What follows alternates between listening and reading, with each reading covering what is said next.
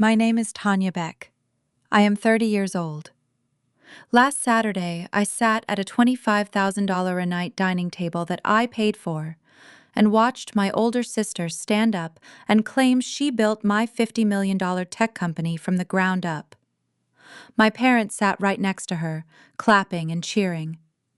My mother actually looked me in the eye and gave me a sharp nod, a silent command demanding I play along, and let my sister steal my life's work in front of 30 relatives. They had no idea that she was just a mid-level marketing coordinator I had hired out of pity. They had no idea that she did not own a single share of equity. And they definitely had no idea what was about to happen when I pushed my chair back, stood up, and cleared my throat. Before I tell you how I dismantled her fake reality on the spot, please take a moment to like and subscribe to Zara Told Stories, but only if you genuinely connect with this story. How old are you right now? Drop your age in the comments. Let me take you back to the beginning of the dinner, to the exact moment I realized I was done being the silent younger sister. The silver spoon struck the crystal champagne flute 3 times. The sharp chimes sliced through the low murmur of our extended family and the rhythmic crash of the Pacific Ocean echoing through the open glass walls. The air smelled of expensive, catered sea bass and ocean salt. I sat at the far end of the long mahogany table, nursing a glass of sparkling water. We were gathered inside a Malibu beachfront estate to celebrate my parents' 40th wedding anniversary. My corporate card had cleared the rental charge weeks ago. I also paid for the private chef, the vintage wine pairings, and the emerald silk gown my older sister currently wore. Alyssa stood up, smoothing the expensive fabric over her hips. At 33, she possessed a practiced, effortless charm that I never cared to learn. I watched her scan the room, ensuring every pair of eyes was fixed on her before she spoke. "I just want to say a few words," Alyssa announced. Her voice carried a polished, magnetic warmth. "To Mom and Dad, thank you for always believing in me, even when the path seemed impossible." She paused, letting the sentimental weight settle over the dining room. I took a sip of my water. The ice hit my teeth, sharp and cold. 3 years ago, I was working 80-hour weeks in your garage, Alyssa continued, her tone shifting into a rehearsed narrative of triumph. People called me crazy, but I knew the vision I had for Orasync was real. Today, standing here as the co-founder of a health tech company that just secured a $50 million valuation, I know I inherited my drive from the 2 of you. The room erupted into applause.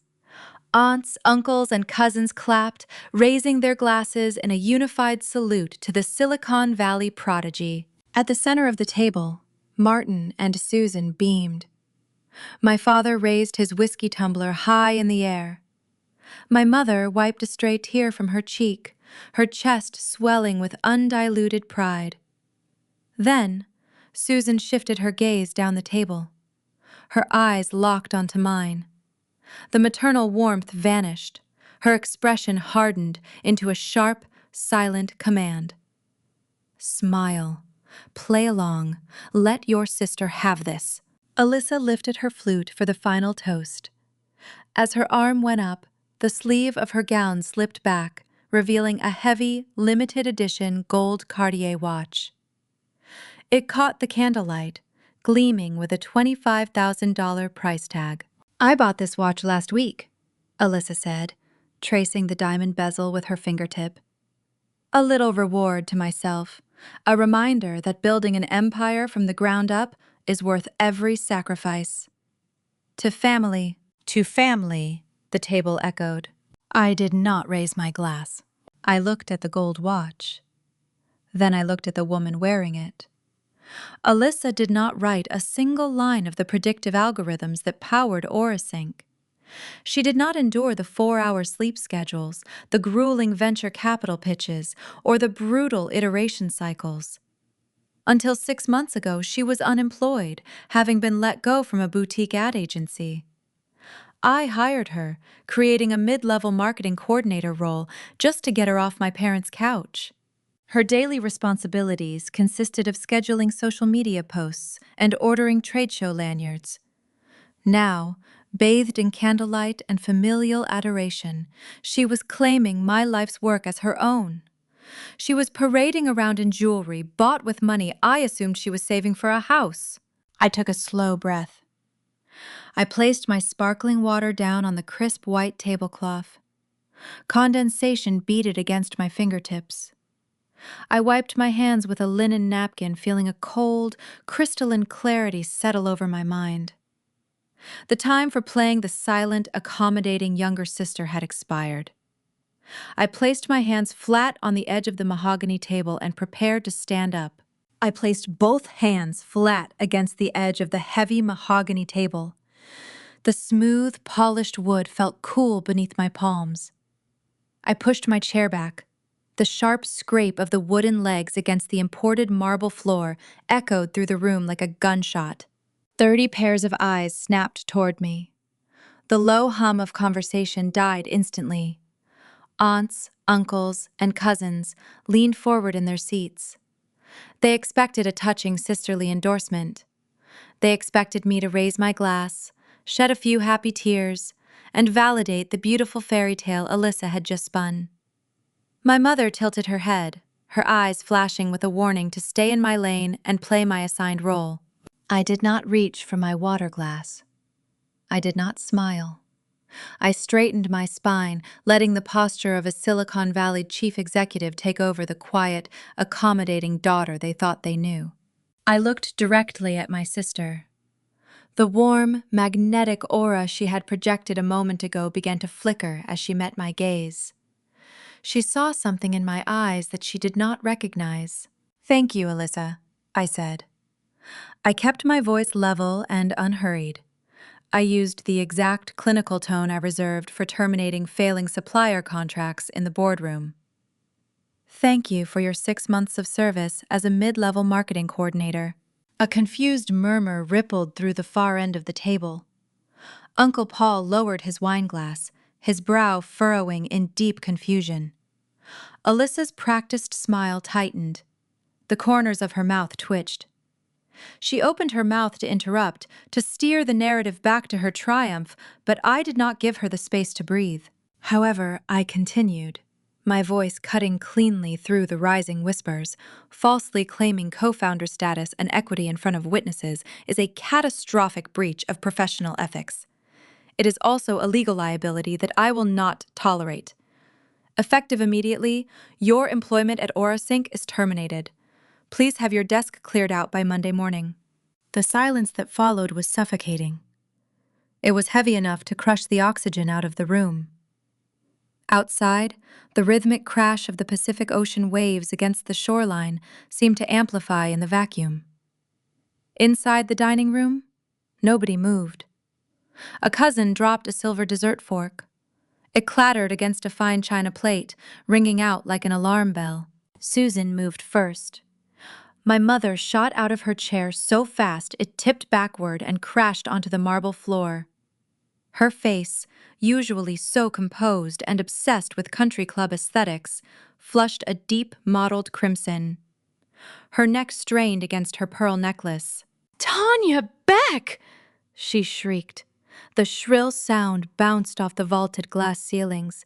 "How dare you! You are a monster! You are ruining a beautiful family celebration!" This was classic Susan. For decades, she had curated the perfect family image, funding Alyssa's endless string of failed ventures. She paid for the dead-end fashion blog, the bankrupt interior design hustle, and the failed boutique. Meanwhile, she ignored the years I spent locked in a cramped apartment, writing code until my fingers cramped and my vision blurred. I had paid $25,000 for this estate tonight, just to give my parents a milestone worthy of their vanity. Instead, they allowed it to become just another stage for my sister to steal my spotlight. Next to my mother, Martin slammed his heavy fist onto the dining table. The force rattled the expensive crystal stemware. Red wine sloshed over the rim of a goblet, staining the pristine white tablecloth like fresh blood. The sweet smell of roasted sea bass was suddenly overpowered by the sharp scent of spilled alcohol and tension. "Sit down right now," my father roared. He pointed a thick, trembling finger at my chest. "You sit down and apologize to your sister this instant. We will not tolerate this kind of jealous behavior in this family."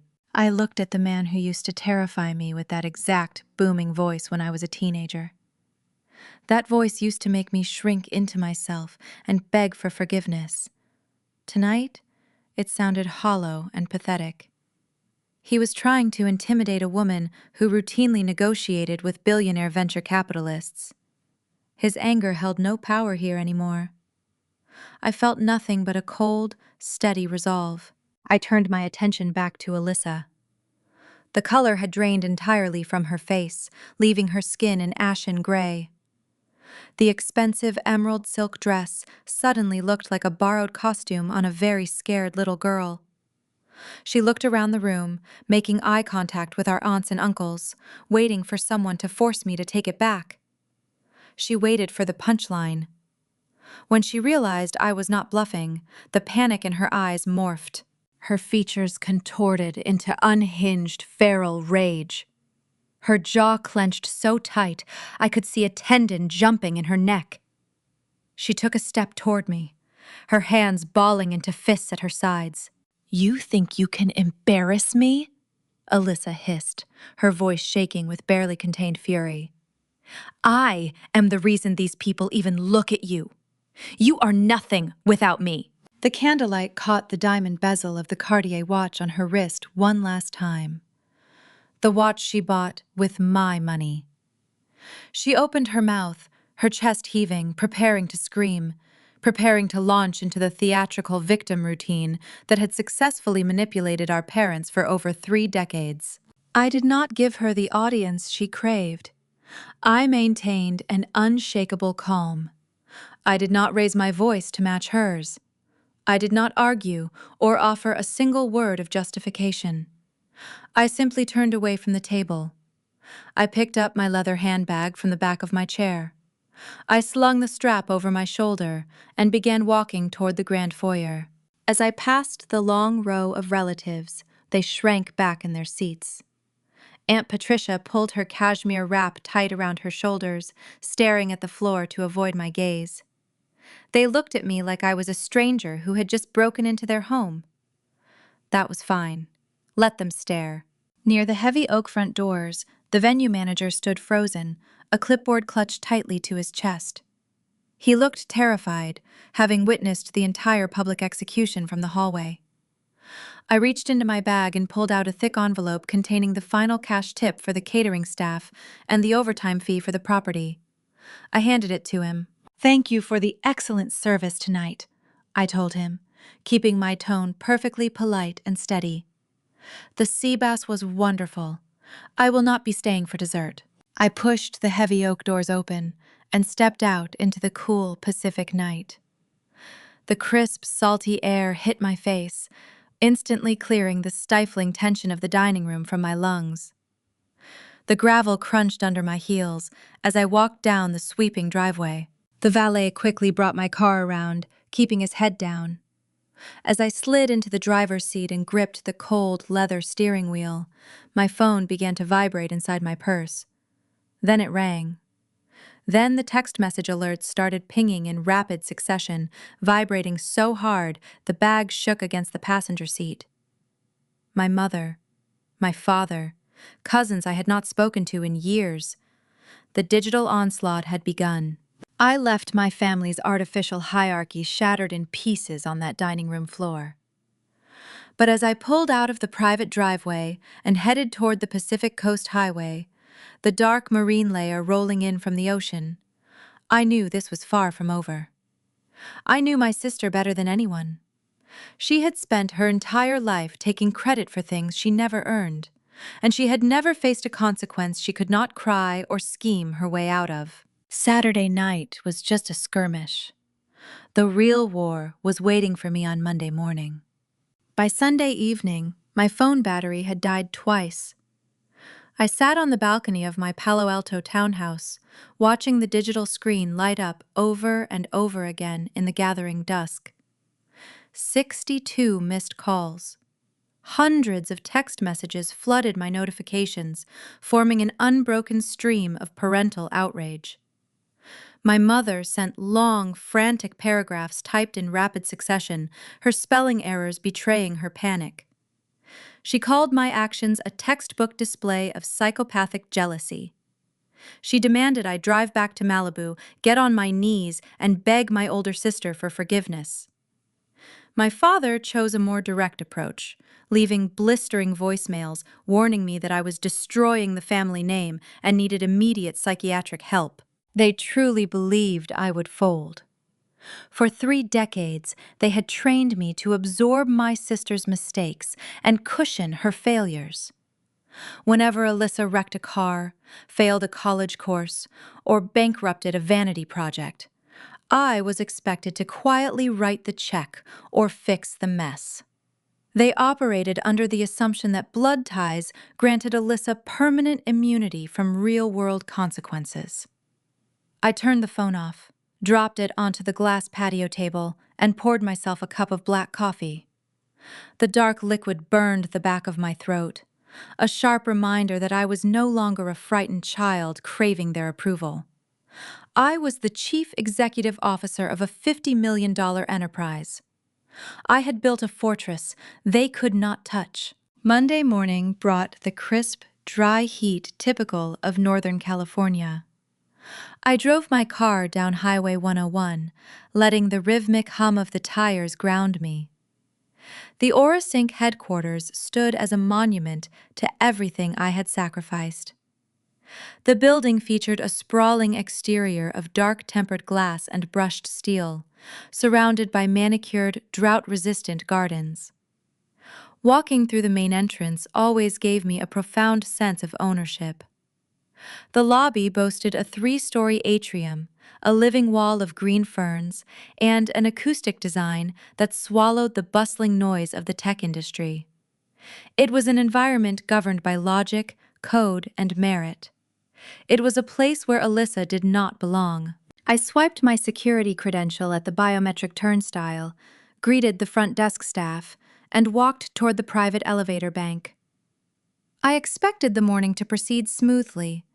I assumed the public humiliation at the anniversary dinner would force Alyssa to retreat into hiding, nursing her wounded pride from the safety of our parents' guest room. I underestimated her delusion. Just as the stainless steel elevator doors began to slide open, a sharp, angry voice echoed across the terrazzo floor. I turned around. Alyssa was standing at the guest check-in desk. She wore a tailored designer blazer, holding a frosted iced matcha latte in one hand and her corporate lanyard in the other. She tapped the plastic card against the digital sensor of the security gate. A harsh, descending beep filled the air. The LED ring around the scanner flashed a bright, undeniable red. The thick glass barrier remained locked in place. Alyssa scoffed, rolling her eyes as if the machine had simply made a clerical error. She stepped back and slapped the badge against the reader a second time. Beep. Red light. Denied. She let out an exasperated sigh and marched over to the receptionist. Jenna was a recent college graduate who handled the front desk with a quiet, efficient demeanor. Alyssa slammed her hand on the polished marble counter, causing her matcha to slosh over the plastic lid. "Your system is broken," Alyssa snapped, her tone dripping with the unearned authority she loved to wield over junior staff. "Fix my badge right now. I have a 9 o'clock strategy meeting and I cannot be late because of an IT glitch." Jenna typed nervously on her keyboard, her eyes scanning the monitor. She swallowed hard, her gaze darting toward the security desk before returning to my sister. "I'm sorry, ma'am," Jenna said, keeping her voice carefully neutral. "The system shows your credentials were deactivated at 9:30 on Saturday night. I cannot override a permanent executive lock." The color drained from my sister's face, replaced almost instantly by a mottled flush of indignation. She slammed her iced drink down on the counter. "What do you mean deactivated?" she shrieked.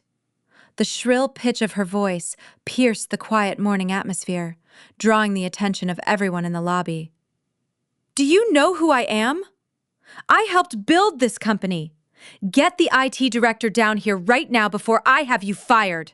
I stepped away from the elevator bank and walked slowly across the wide expanse of the lobby. My heels clicked against the terrazzo, a steady, rhythmic cadence that signaled my approach. Several engineers holding coffee cups stopped in their tracks, sensing the impending collision. A group of marketing associates paused near the seating area, their eyes wide. Alyssa spotted me approaching. Her chest heaved, and she pointed a manicured finger in my direction. "Tell this idiot to open the gate, Tanya," she ordered, her voice trembling with misplaced rage. "This little stunt of yours is pathetic. Mom and Dad told me to come in and act like a professional, so I am here. Now open the gate so I can get to my desk." She honestly believed Saturday night was a theatrical performance. She thought corporate terminations could be undone by parental decrees and stubborn entitlement. I stopped 3 feet away from her, separated by the waist-high glass security barrier. I did not raise my voice. I did not offer a lengthy explanation. I simply caught the eye of Dave, our head of physical security, who was already standing near the main desk observing the escalating scene. "Dave," I said quietly. Dave stepped forward. He was a former military police officer, a towering man who handled corporate disruptions with cold, clinical efficiency. He did not come alone. 2 uniformed guards flanked him. In Dave's large hands rested a standard-issue cardboard box. Inside the box, I could see the contents of Alyssa's desk. There was a dying potted succulent, a branded ceramic mug, several expensive rose gold pens, and a framed photograph of herself. "Your personal items have been collected," Dave stated, holding the box out toward her. "You are trespassing on private property. You need to vacate the premises immediately." Alyssa stared at the cardboard box as if it were a bomb. The reality of the situation finally pierced through her thick armor of denial. She looked around the lobby. More than 30 employees had gathered near the entrance, watching the scene unfold in stunned silence. The marketing team she had bossed around for 6 months stood whispering among themselves. The junior designers she had belittled were watching her public downfall. The embarrassment hit her like a physical blow. Her mouth opened, but no words came out. The arrogant sneer melted off her face, leaving behind raw, unfiltered humiliation. She grabbed the cardboard box from Dave, nearly dropping it as her hands shook uncontrollably. "Ma'am, the door," Dave instructed, gesturing toward the main exit with an open palm. Alyssa stumbled backward. Her heel caught on the edge of the entryway rug, forcing her to awkwardly regain her balance while clutching the box to her chest. She backed through the sliding automatic doors, stepping out into the dry California heat. The glass panels glided shut, sealing her outside. She stood on the concrete walkway for a long moment, the morning sun casting harsh shadows across her face. Through the thick, soundproof glass, the lobby remained perfectly quiet. Alyssa stepped right up to the transparent pane, pressing her face close to the barrier. The frantic, humiliated energy in her eyes shifted into something much darker. She glared at me, her gaze burning with a toxic, vindictive hatred. Though the glass muffled the sound, I could read her lips perfectly as she delivered her parting vow. "I helped build this place, Tanya," she mouthed, her jaw tight with fury. "I am going to take half of everything you own." She turned on her heel and marched across the parking lot toward her car, leaving her spilled matcha latte pooling on the pristine marble counter. I watched her drive away, feeling a strange tightening in my chest. The confrontation was over, but the cold certainty in her eyes lingered in my mind. She was not the type to retreat after a defeat. She was the type to burn the entire battlefield down. As I finally stepped into the elevator and pressed the button for the executive floor, A deep sense of dread washed over me. I thought the worst was behind me, completely unaware of the digital time bomb she had already planted in our servers. I spent the rest of Monday morning operating under the illusion of a clean break. Sitting inside my glass corner office on the top floor, I allowed myself a rare moment of stillness. The panoramic windows offered a sweeping view of the Santa Cruz Mountains, a stark contrast to the sterile, high-speed environment of Silicon Valley. I reviewed the final term sheets for our upcoming Series B funding round, taking quiet satisfaction in the numbers. The confrontation in the lobby felt like the closing chapter of a toxic family dynamic. I believed I had successfully excised the infection. I believed the worst of the turbulence was behind me. I was entirely wrong.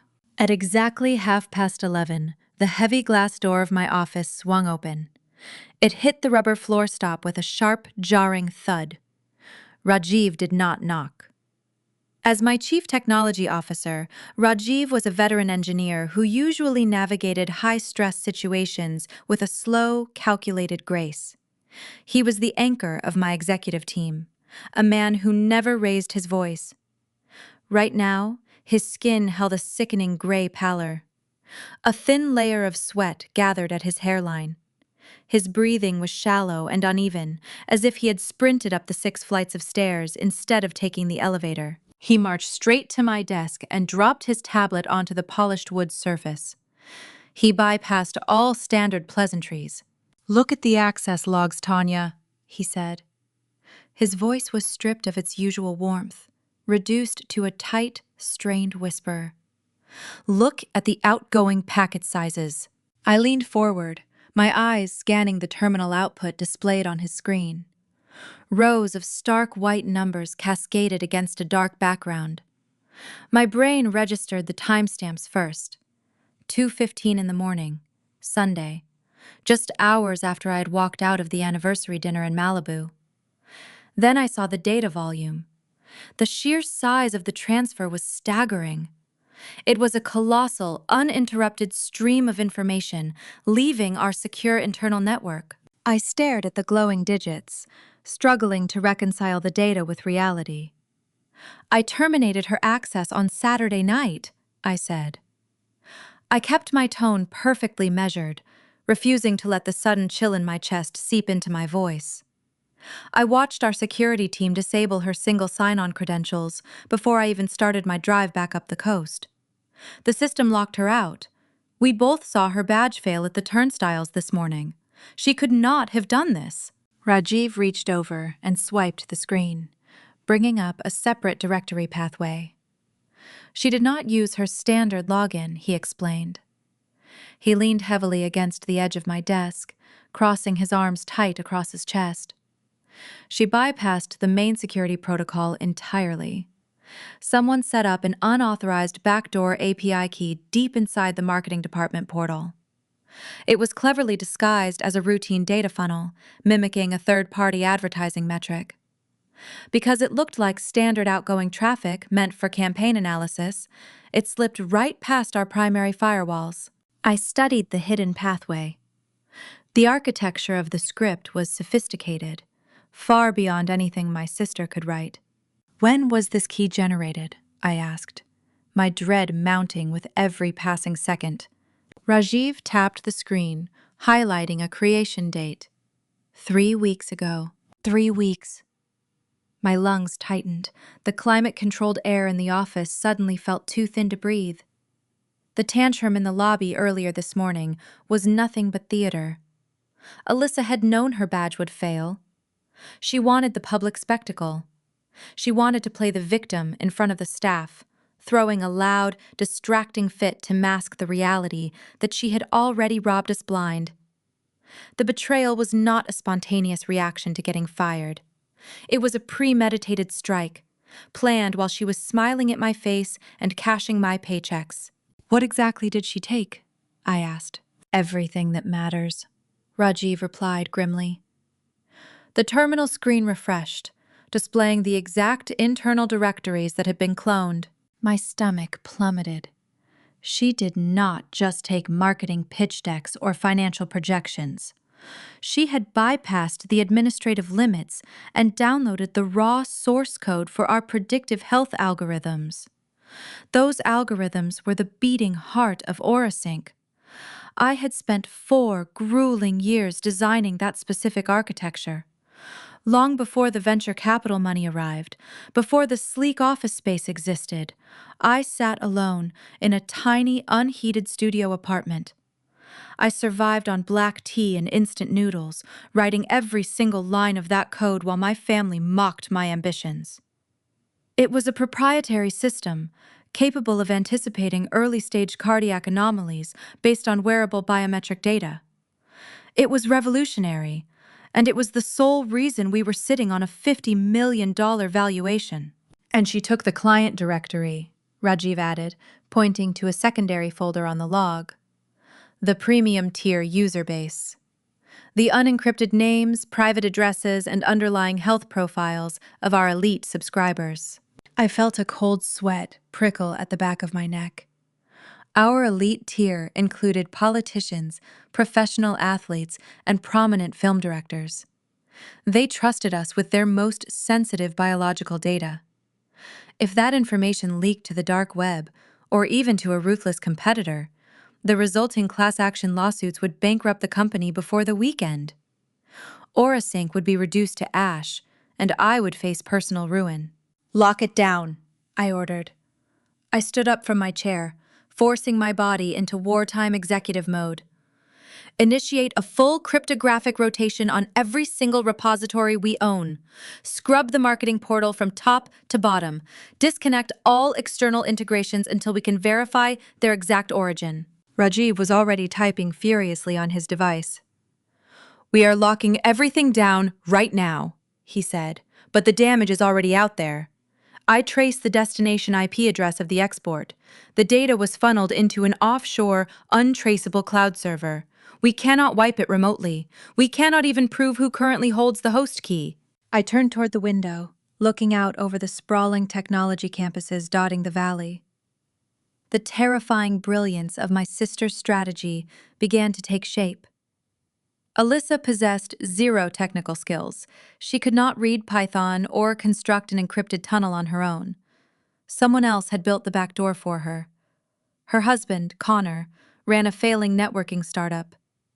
He had the technical knowledge to engineer the theft, and he possessed the exact kind of desperate greed required to execute it.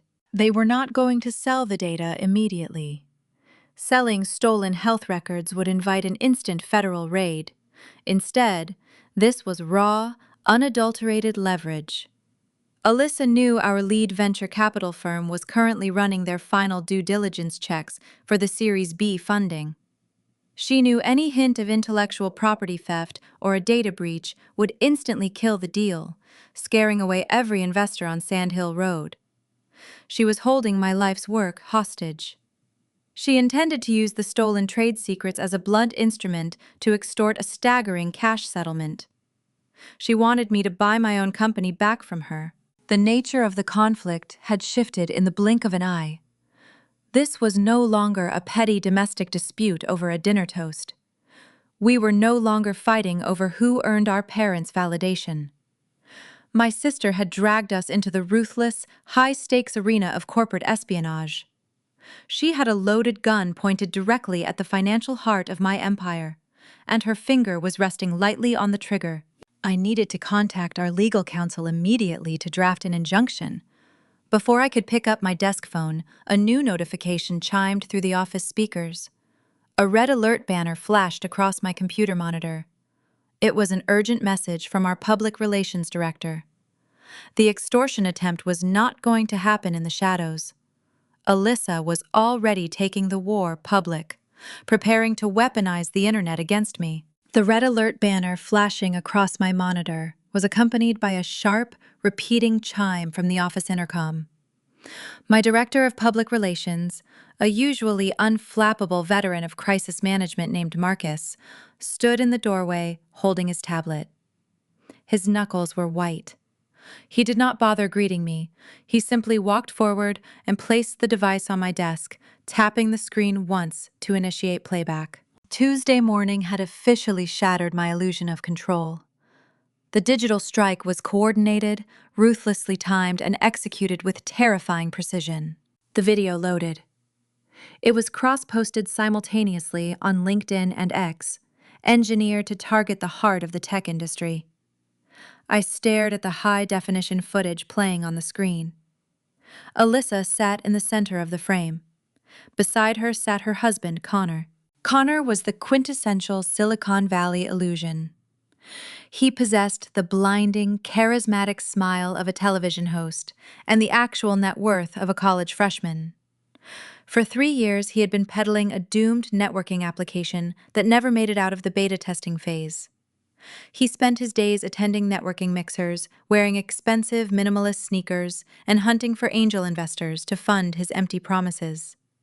He was chronically broke, yet he carried himself like a tech visionary waiting for his inevitable magazine cover. Now he was acting as the silent, supportive anchor for his distressed wife. Alyssa looked entirely different from the woman who had flaunted a $25,000 watch at the Malibu estate just 3 nights ago. The styling of the broadcast was a masterclass in manipulation. She wore a faded, oversized gray hoodie.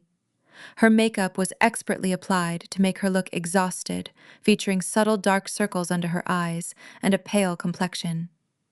She sat on a modest beige sofa in a dimly lit room, projecting the image of a scrappy, burned-out startup founder. "I just want to tell the truth," Alyssa began in the clip. Her voice trembled with practiced vulnerability. She looked directly into the camera lens, her eyes shining with unshed tears. "For 3 years, I worked 80-hour weeks in my parents' garage. I poured my blood, my sweat, and my entire soul into building the vision for Orasync.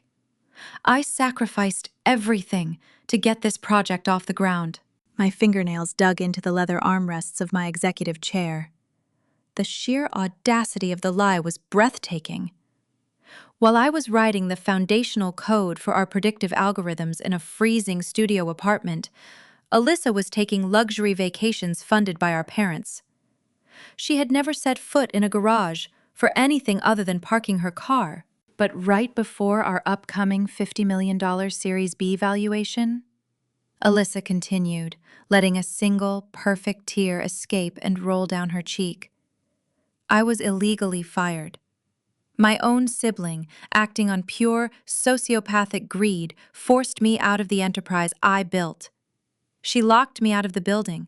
She erased my name from the foundational documents. She silenced me to steal the financial reward of my labor. Connor reached over and placed a comforting hand on her shoulder. The camera slowly faded to black, displaying a link to a legal defense crowdfunding page. I glanced at the metrics displayed below the video player. The numbers were spinning so fast they blurred. 50,000 views. 100,000 views. The engagement rate was skyrocketing. The tech echo chamber operates on a vicious diet of gossip and founder drama. Industry professionals, rival executives, and armchair critics were sharing the footage, adding their own outraged commentary. They loved a scandal involving a female chief executive. It fed every negative bias the industry harbored. Marcus leaned over my desk, his breathing heavy. "It is everywhere, Tanya," he warned, his voice tight. TechCrunch just sent a press inquiry. Wired magazine called my personal cell phone twice in the last 10 minutes. The tabloids are framing this as the ultimate corporate betrayal. I scrolled down to the comments section on LinkedIn. A sea of verified professionals were demanding an investigation into my leadership. But one specific comment anchored my gaze, hitting me with the force of a physical blow. It was pinned near the top of the feed, originating from a verified account. Susan Beck. My mother had earned her blue check mark years ago as a prominent luxury real estate broker in Southern California. She possessed a substantial following of wealthy clients and local influencers. I read her words, my jaw clenching so tight my teeth ached. As their mother, It breaks my heart to admit Tanya stole Orasync from Alyssa, the comment read. Alyssa was the true creative force. We are praying for justice. I stared at the glowing pixels forming my mother's name. She had publicly endorsed the assassination of my character. She knew Alyssa was lying. She knew I had coded the software alone.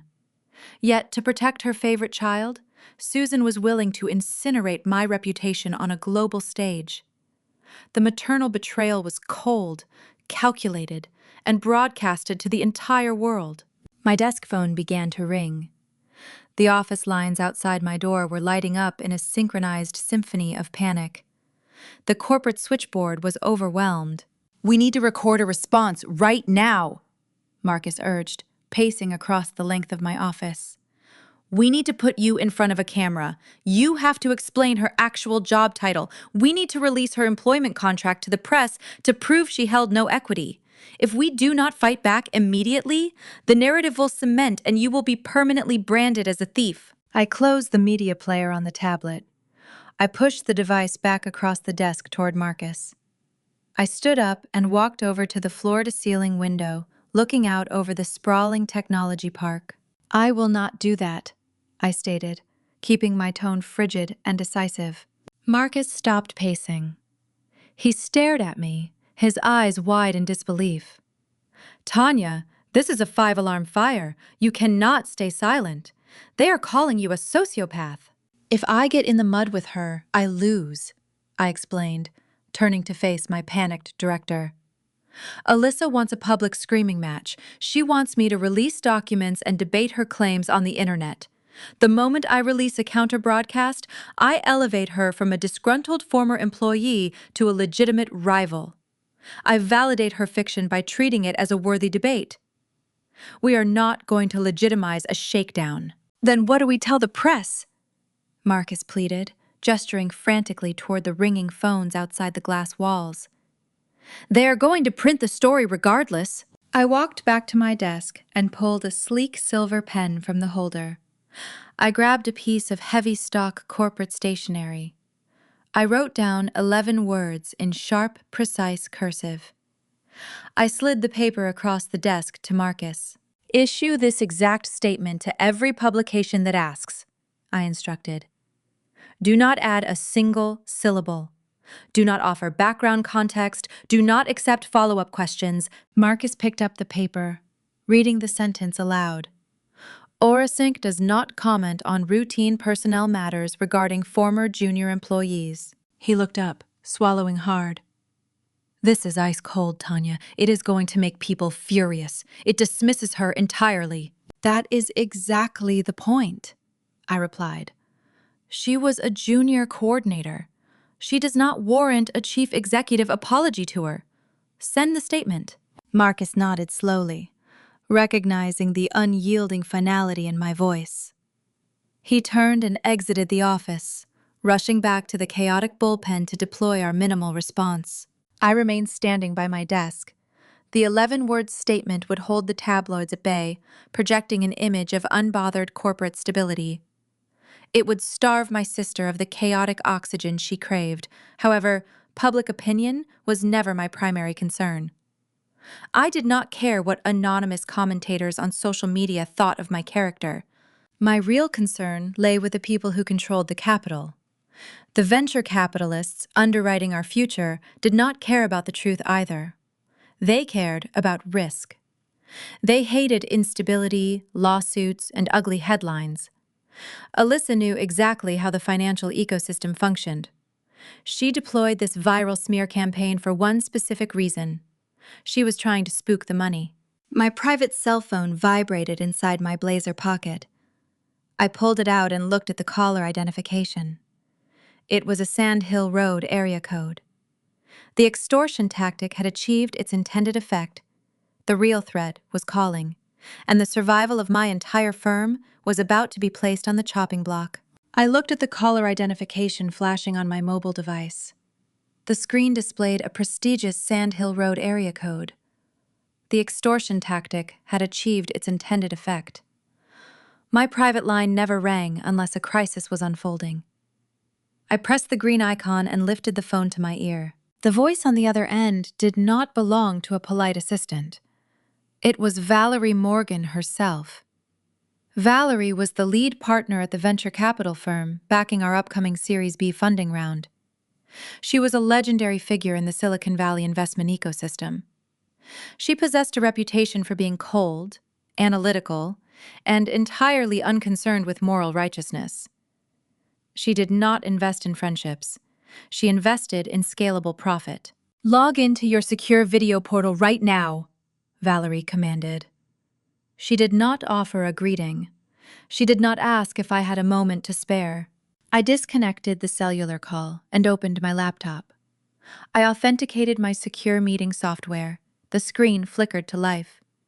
Valerie sat in a pristine minimalist office featuring stark white walls and a sweeping view of the Palo Alto Hills. She wore a tailored charcoal blazer. Her posture was rigid. Her sharp, calculating eyes stared directly into the camera lens.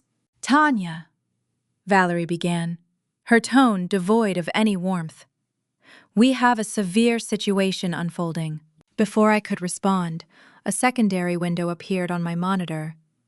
Valerie shared her screen, displaying a real-time analytics dashboard. The graph charted the engagement metrics of Alyssa and Connor's tearful broadcast. The upward trajectory of the data curve was staggering.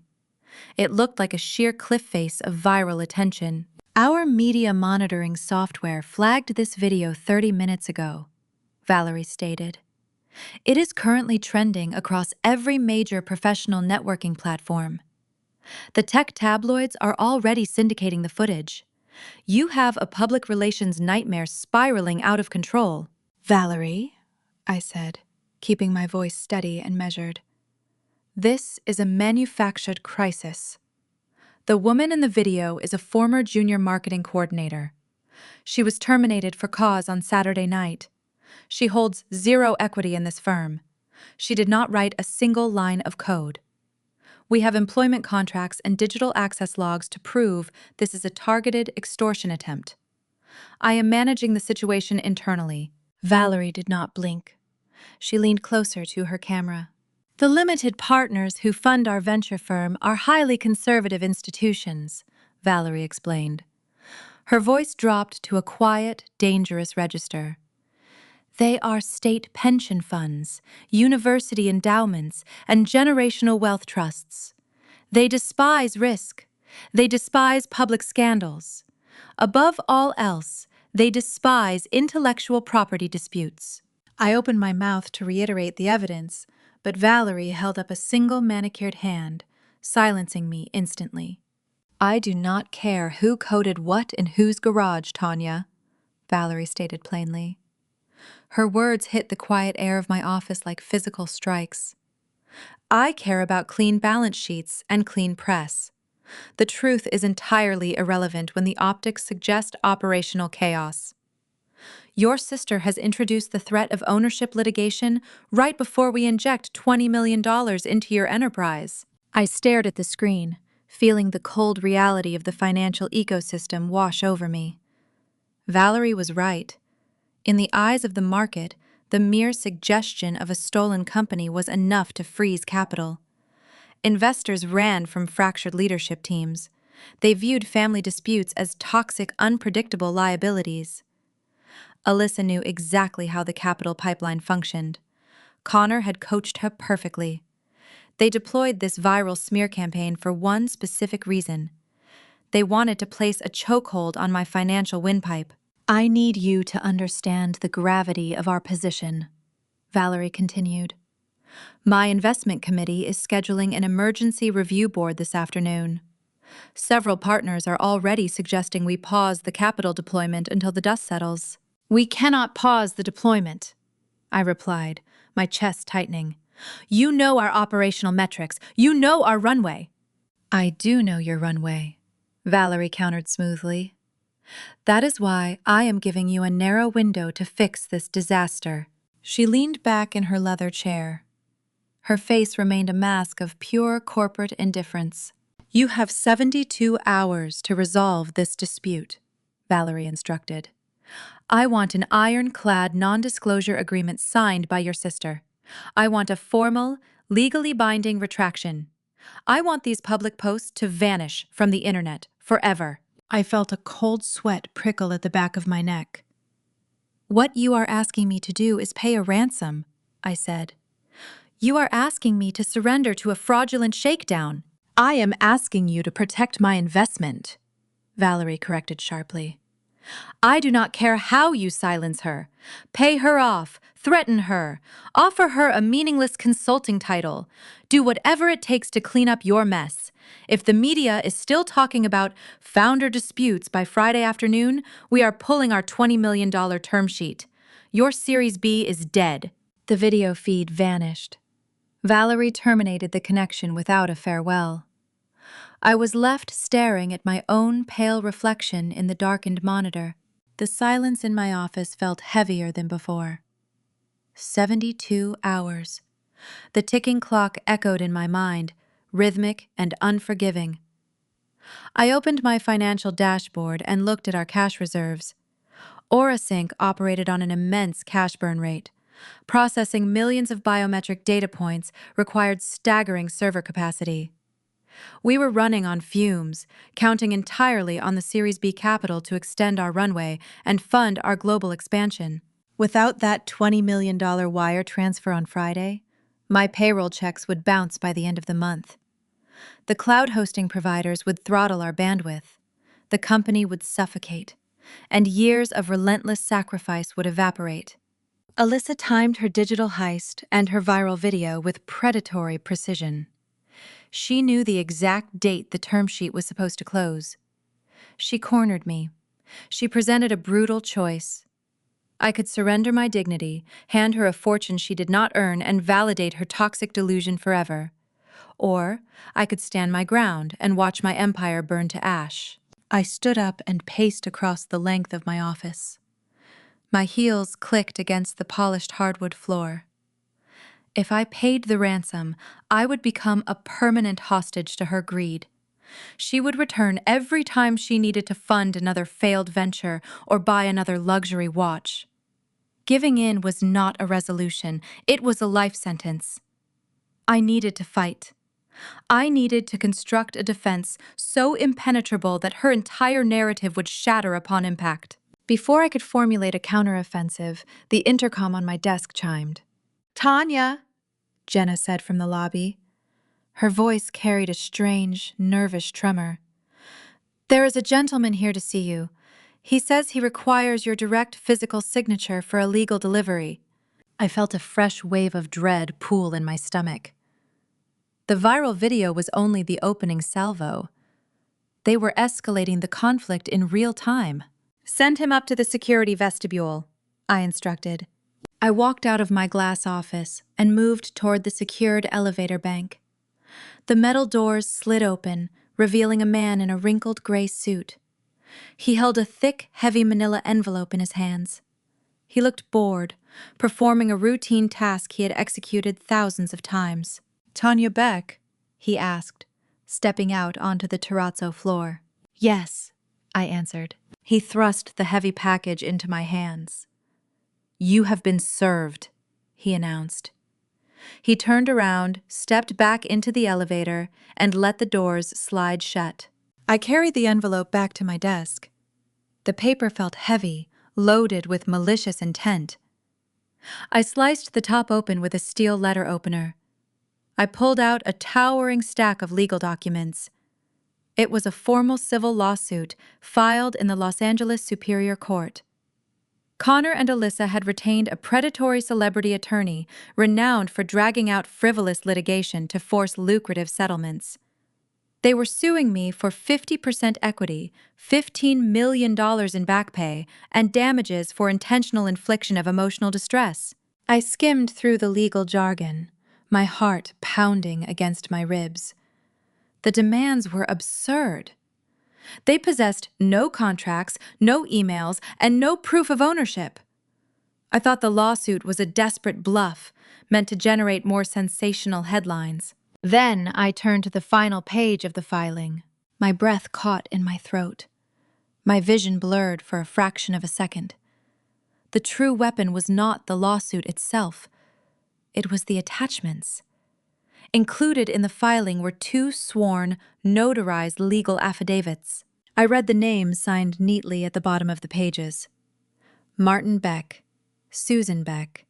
Under penalty of perjury, my own parents testified that they had personally witnessed me verbally promise Alyssa a 50% co-founder stake in their living room 5 years ago. They had weaponized their parental authority to legitimize my sister's fiction.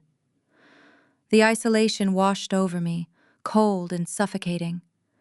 My family was willing to commit federal perjury in a court of law just to ensure their favorite child got paid.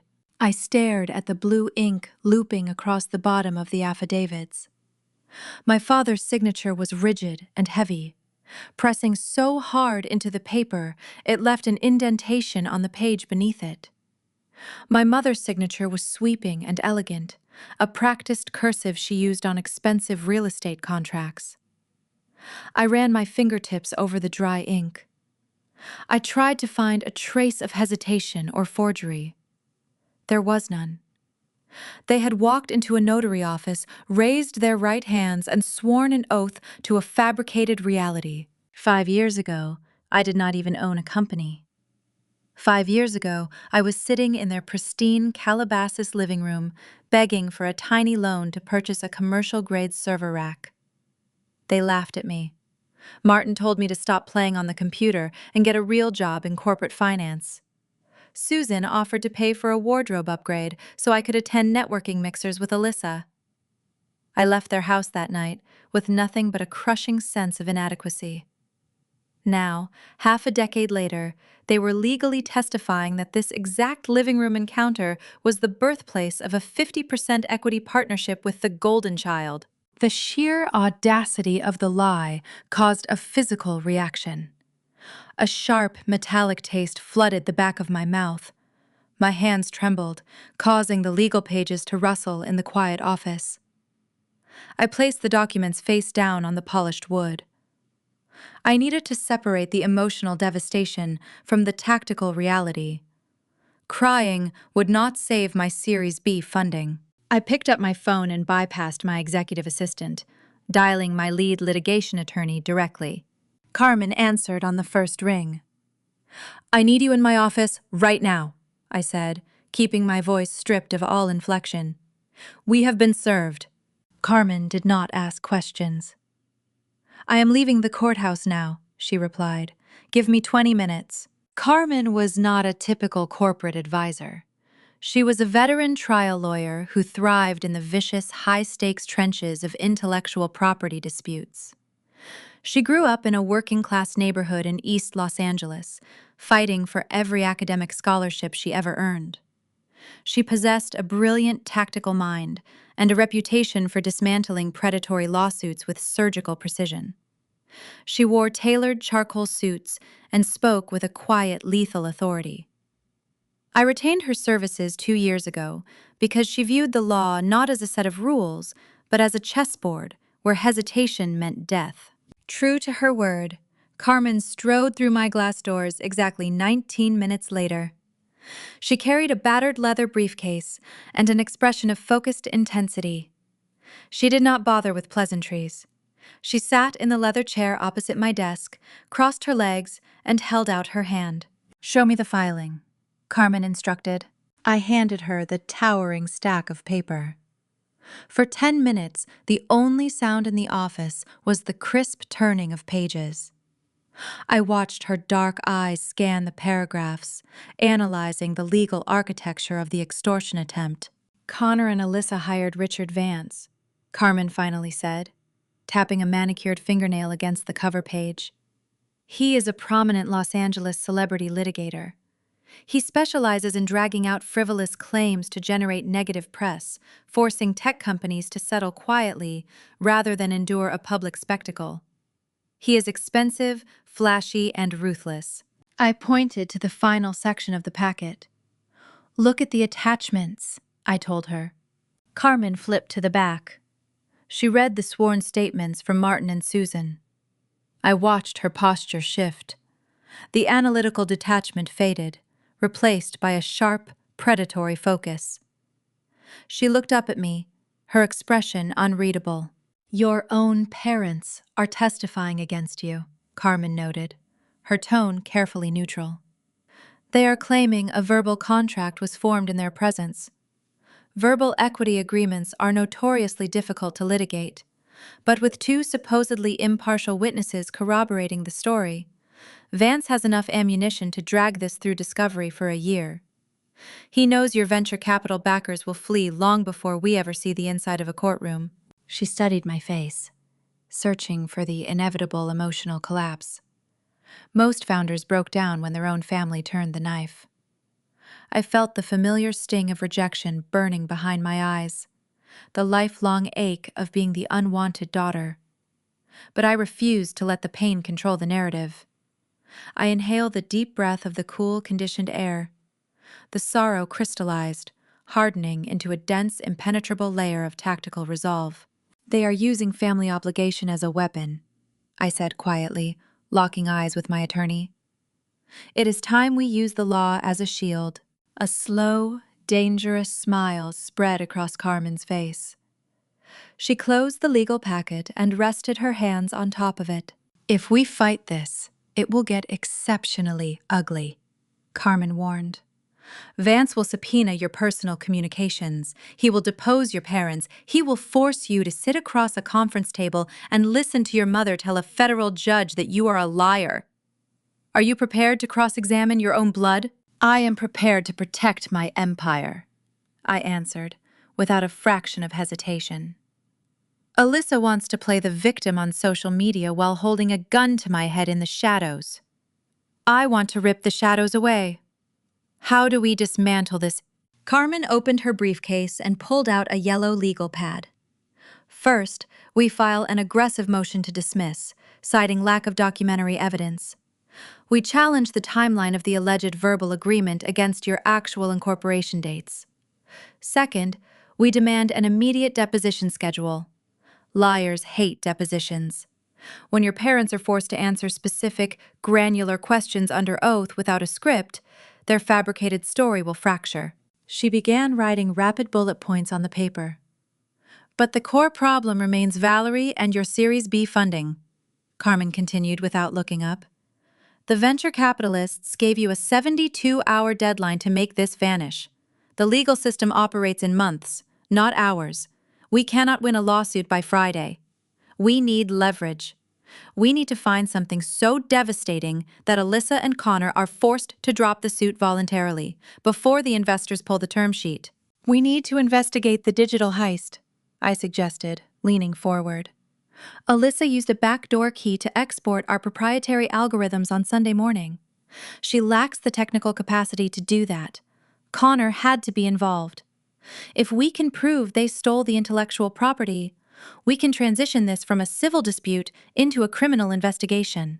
Carmen nodded, her eyes flashing with approval. "Grand theft of trade secrets carries severe federal penalties. If we bring criminal evidence to Richard Vance, he will drop them as clients instantly to save his own license. I will hire an independent forensic accounting and cybersecurity team immediately. We need to trace every digital footprint your sister left inside your network over the past 6 months." I felt a surge of genuine hope. For the first time since the anniversary dinner, I possessed a concrete strategy. We were no longer playing defense against a viral smear campaign. We were preparing a surgical counteroffensive. I reached for my water glass, my mind racing through the next steps required to authorize the forensic audit. Before my fingers could touch the glass, the overhead lights in my office flickered. A low, mechanical hum echoed through the building ventilation system, followed by a sudden, unnatural silence. The ambient noise of the servers on the floor below shifted in pitch. My desk phone erupted in a frantic, blaring alarm. It was a specific ringtone, reserved exclusively for catastrophic system failures. I snatched the receiver. "Tanya," Rajiv shouted through the speaker. His voice was frantic, barely audible over the sound of warning sirens blaring in the engineering bullpen. "We are experiencing severe latency spikes across the primary application." Are we under a distributed denial of service attack? I asked, my heart hammering against my ribs. No, Rajiv yelled. It is not an external attack. The primary cloud infrastructure provider is throttling our bandwidth. They are shutting down the host servers. I stood up, nearly knocking my chair over. Why would they throttle us? I demanded. I am looking at the billing dashboard right now, Rajiv replied, his panic bleeding through the connection. The automated system says our account is in default. It says we have missed 4 consecutive payment cycles. They are initiating a total service blackout. The blood drained from my face. The marketing department handled that specific vendor ledger. It was the only financial account Alyssa had direct administrative control over during her short tenure. She had not just stolen the data. She had planted a ticking time bomb deep within our operational infrastructure, designed to detonate right in the middle of the legal chaos. The receiver felt heavy against my ear as Rajiv shouted the diagnostic readouts. I slammed the phone down onto the cradle and sprinted out of my office. My heels struck the glass staircase with sharp, echoing cracks as I descended to the engineering bullpen. The usual tranquil hum of the development floor had dissolved into a frantic, localized chaos. Dozens of engineers stood gathered around the central command monitors. A cascading waterfall of crimson error codes illuminated their pale, stressed faces. The ambient temperature in the room seemed to spike as the localized servers worked overtime, fans spinning frantically while trying to reroute the failing connections. I pushed my way through the dense crowd of developers and reached Rajiv. He was hammering commands into his mechanical keyboard, his eyes locked on a primary diagnostic dashboard. "Show me the billing pathway," I ordered, forcing my breathing to remain controlled despite the adrenaline flooding my veins. Rajiv brought up the financial integration interface. Our primary enterprise cloud provider hosted the biometric data for over 2 million active users. Every heartbeat, every sleep cycle, and every cardiac anomaly detection our application processed relied on their vast, interconnected infrastructure. He pointed to a blinking notification buried deep within a secondary administrative tab. I traced the digital breadcrumbs across the screen. The specific directory was tied directly to the marketing department budget. During her brief tenure, Alyssa had requested administrative oversight of our promotional web hosting. I had approved the request, believing it was a harmless way to give her a sense of responsibility and keep her busy with low-level tasks. She had weaponized that trust. Rajiv executed a command to open the hidden subfolder. Inside sat 4 months of escalating overdue notices from the cloud provider. The initial warnings were polite, requesting updated payment methods for the server maintenance. The subsequent emails grew increasingly severe. My sister had intentionally miscategorized the core infrastructure invoices as generic promotional expenses, routing the billing alerts to a dead inbox she controlled. She intercepted the warnings, buried the invoices, and systematically starved our most critical vendor of their capital. I stared at the final notice glowing on the monitor. The text was stark and unforgiving. It outlined an automated, irreversible protocol. If a balance of $450,000 was not cleared by 5 o'clock this evening, the provider would initiate a hard purge of all associated data nodes. Our servers would be wiped clean.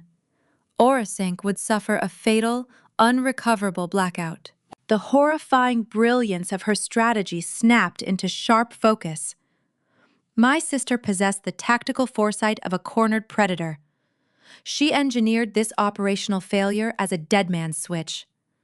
She knew that even if I terminated her employment, this trap would detonate right in the middle of the venture capital negotiations. A sudden, catastrophic server shutdown affecting millions of users would obliterate any remaining investor confidence. She wanted to force me into a desperate, panic settlement before the deadline expired.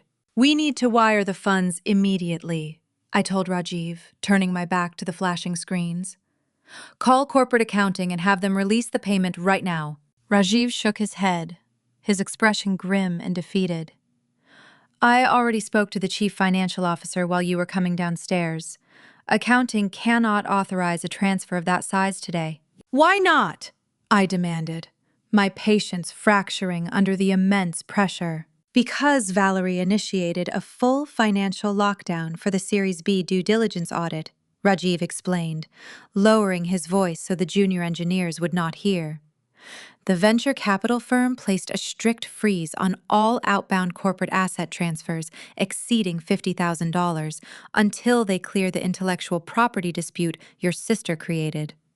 Any attempt to bypass the freeze requires a grueling 72-hour board approval process. We do not have 72 hours."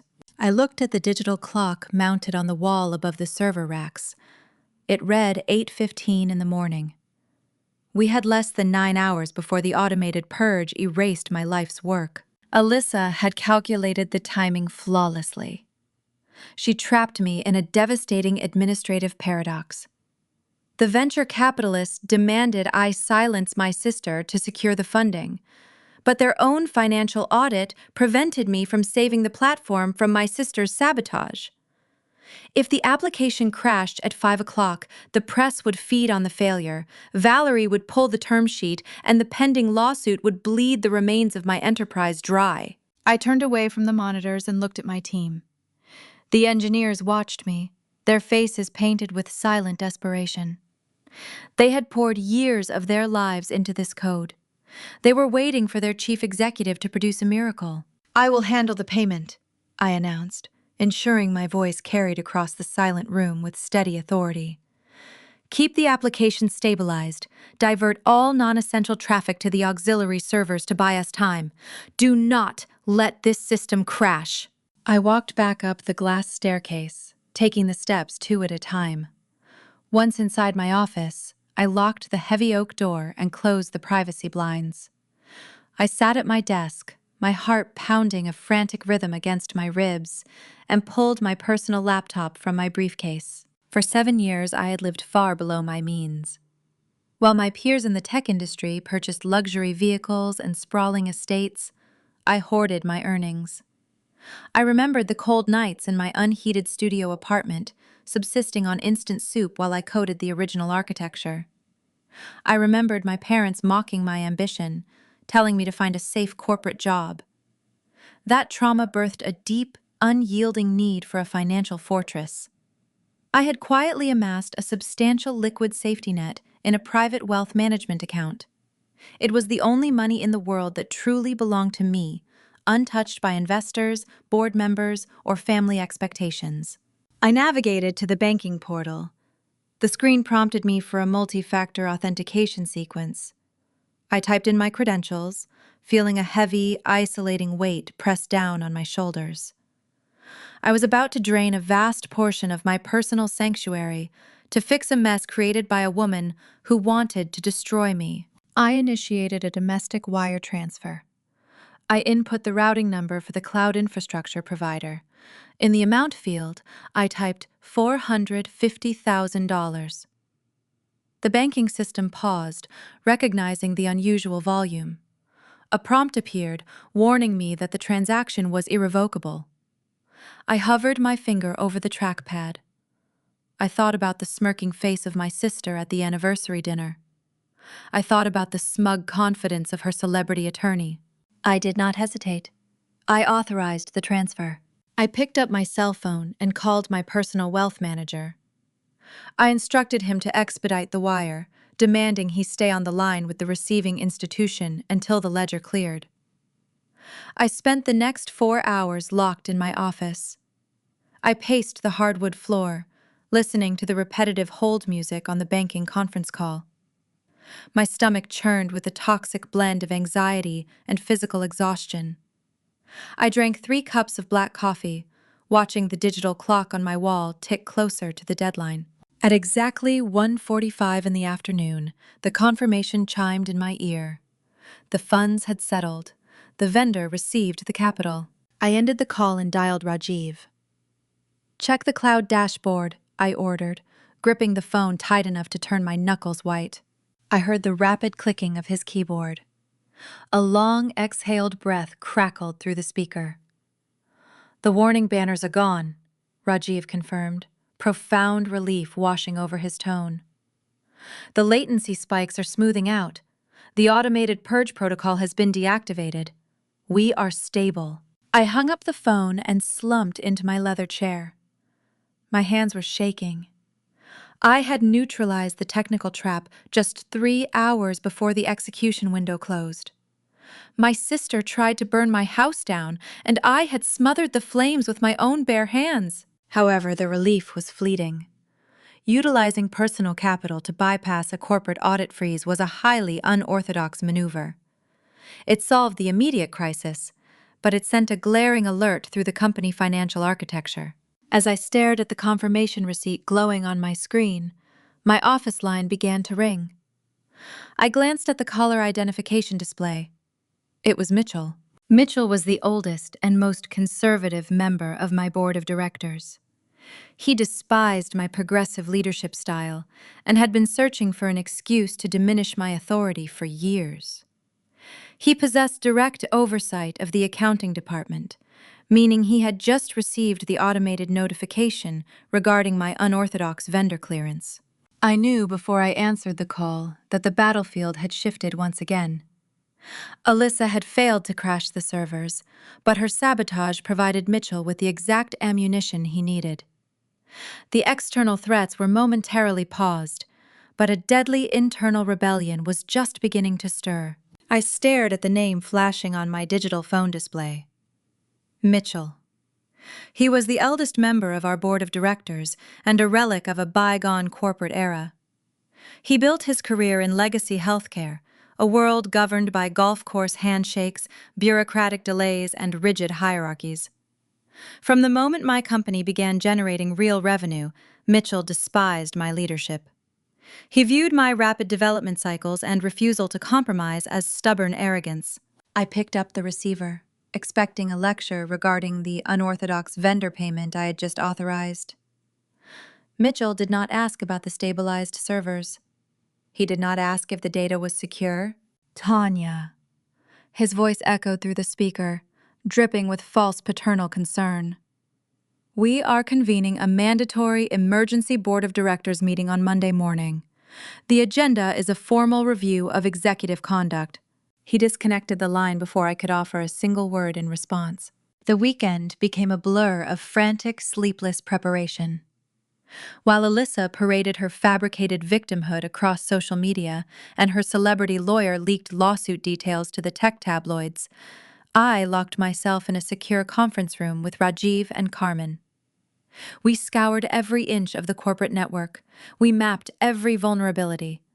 I survived on stale coffee and sheer adrenaline, knowing Monday morning would determine if I remained the chief executive of my own creation. Monday arrived, shrouded in a thick layer of coastal fog. The boardroom on the top floor of our Silicon Valley headquarters felt more like a tribunal than a meeting space. The long table was constructed from a single slab of frosted glass, surrounded by ergonomic leather chairs. I took my seat near the presentation screen. Mitchell sat at the opposite end of the table, projecting the relaxed confidence of a man who believed he had already won. To his right sat Victor, a sharp, pragmatic venture analyst. To his left sat Rachel, a brilliant compliance expert who rarely spoke unless she possessed undeniable facts. Mitchell cleared his throat and initiated the session. He leaned forward, clasping his hands together over a stack of printed reports. "Tanya, we are all deeply troubled by the events of the past week," Mitchell began. His tone was perfectly calibrated to sound reasonable and sympathetic. "The viral public feud with your sister is severely damaging our brand equity. We are facing a devastating lawsuit demanding half of this enterprise. And on Friday, you unilaterally bypassed our financial audit protocols to wire nearly $500,000 of personal funds to a vendor." He looked at Victor and Rachel, shaking his head as if mourning a tragic loss. "This erratic behavior is frightening our investors," Mitchell continued, his voice hardening into a steady rhythm of condemnation. The venture capitalists are threatening to pull the Series B funding. We cannot afford an unstable captain at the helm during a Category 5 hurricane. Therefore, I am formally proposing a motion of no confidence. My heart hammered a steady, rhythmic beat against my ribs, but I kept my breathing slow and shallow. I did not break eye contact. I propose we place Tanya on an immediate, temporary administrative leave, Mitchell concluded. We will install an interim management committee to negotiate a swift, quiet settlement with Alyssa. We must pay her what she is asking, sign the non-disclosure agreements, and stabilize this firm before the investors walk away. The room fell into a heavy, oppressive silence. Victor frowned, tapping a silver pen against his notepad. Rachel watched me closely, waiting for my defense. Mitchell thought he had cornered me. He believed the overwhelming pressure of the viral video, the ticking clock of the funding ultimatum, and the internal vendor chaos would force me to surrender. He framed his coup as a necessary rescue mission to save the company from a hysterical founder. I waited until he finished speaking. I did not interrupt. I did not raise my voice in a desperate plea for fairness. I calmly unlatched my leather folio and extracted 3 thick, black binders. I slid them across the frosted glass to the other board members. "Let us discuss stability," I said, keeping my tone frigid and precise. I stood up and activated the wall monitor. I bypassed the drama and went straight to the data. "Turn to page 4, I instructed the room. I walked them through the raw operational metrics. Despite the intense media scrutiny and my sister's viral smear campaign, our daily active user engagement had not dropped. In fact, the controversy had inadvertently driven a 10% increase in premium tier signups over the weekend. The public loved a scandal, but the core product was so effective that the noise did not impact our revenue stream. Next, I addressed the vendor crisis. I pulled up the internal server logs and the hidden directory Rajiv had uncovered. I explained how Alyssa purposefully intercepted the cloud infrastructure invoices to manufacture a fatal blackout. If I had followed the standard bureaucratic procedure you just championed, Mitchell, our servers would have been wiped clean at 5 o'clock on Friday afternoon, I stated, my voice echoing off the glass walls. 2 million users would have lost their health tracking histories. The company would have ceased to exist. I utilized my own liquid assets to save this firm because the audit freeze you supported tied my hands. I did not bypass protocol out of panic. I bypassed it to prevent an execution. Victor flipped through the documentation, his brow furrowing as he verified the digital timestamps on the extortion notices. Rachel nodded slowly, recognizing the undeniable reality of the sabotage. But the vendor crisis is not the real reason we are sitting here today, I continued. I walked slowly down the length of the table, stopping just a few feet away from Mitchell. The elder board member shifted uncomfortably in his chair. The relaxed, paternal confidence was beginning to fracture. "Alyssa's attorney contacted you on Thursday night," I said, keeping my gaze locked onto Mitchell's eyes. He smelled blood in the water. He wanted to gauge if the board would turn against me to force a quick payout. But you saw a much larger opportunity, did you not?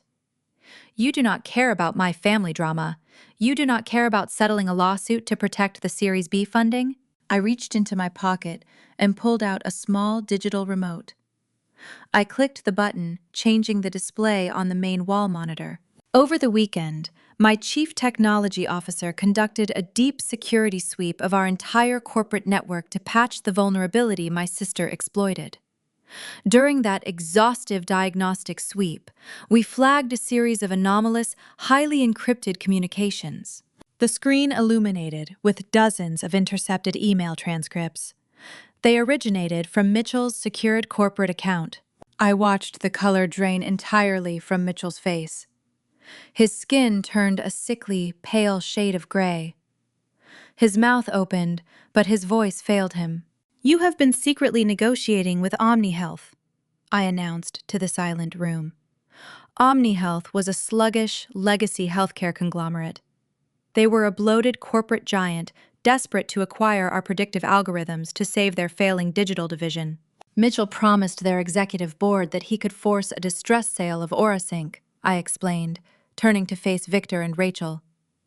He told them the current public relations crisis was the perfect smokescreen. He planned to use the interim management committee to reject the venture capital funding on Friday, intentionally bankrupting our runway. Once we were out of cash, he would sell our intellectual property to OmniHealth for pennies on the dollar, collecting a massive consultant finder fee in the shadows. The boardroom air turned brittle and cold. Victor and Rachel read the projected emails, their expressions shifting from polite concern to pure, unfiltered disgust. They were witnessing a betrayal far deeper than a sibling rivalry. This was corporate treason. "This is a fabrication," Mitchell stammered, his voice cracking as he scrambled to gather his papers. "You illegally intercepted private communications. This is a violation of executive privilege." "It is a routine security sweep on company-owned hardware," Rachel corrected sharply, her tone lethal. "You used our servers to orchestrate a hostile buyout with a direct competitor." I walked back to my seat at the head of the table. I did not gloat. I did not smile. "I call for an immediate vote on the motion of no confidence," I stated. Victor raised his hand, his face set in a hard grimace. "I vote no." Rachel did not even look at Mitchell. "I vote no. I vote no," I finished. "The motion fails, 3-1. Mitchell sat frozen in his tailored suit. His grand, orchestrated coup had shattered into sharp, useless fragments. He had tried to use my sister's greed as a weapon to steal my empire, completely underestimating the depth of my preparation. "I suggest you tender your formal resignation by close of business today, Mitchell," I advised softly. "If you force us to remove you involuntarily, we will disclose these transcripts to the Securities and Exchange Commission." Mitchell did not argue. He stood up, his hands shaking as he grabbed his leather briefcase. He walked out of the boardroom without looking back. The heavy glass door clicked shut behind him, sealing his exit. The meeting adjourned a few moments later. Victor and Rachel offered quiet words of support before returning to their respective offices. When I was finally alone in the boardroom, the adrenaline that had sustained me for 3 days abruptly drained from my veins. My knees felt weak. I braced my hands against the cool glass table, staring blankly at the empty chairs. I had neutralized the traitor inside my own walls. I had asserted unquestionable control over my boardroom, but the relentless sequence of betrayals left me hollow and physically exhausted. My family was trying to bankrupt me in civil court, my sister was plotting to steal my equity, and the public war was still raging on every digital platform. Before I could even process the victory, my cell phone vibrated against the table. It was a text message from Marcus, my public relations director. The annual Women in Tech Leadership Gala was scheduled for tomorrow evening in San Francisco. I was supposed to receive the highest innovation award of the year. The message from Marcus was brief and terrifying. "Alyssa and Connor just purchased tickets to the gala. They are going to ambush you on camera." The brief moment of silence vanished. The battlefield was shifting again, moving from the sterile privacy of the boardroom to the blinding, chaotic glare of the public stage.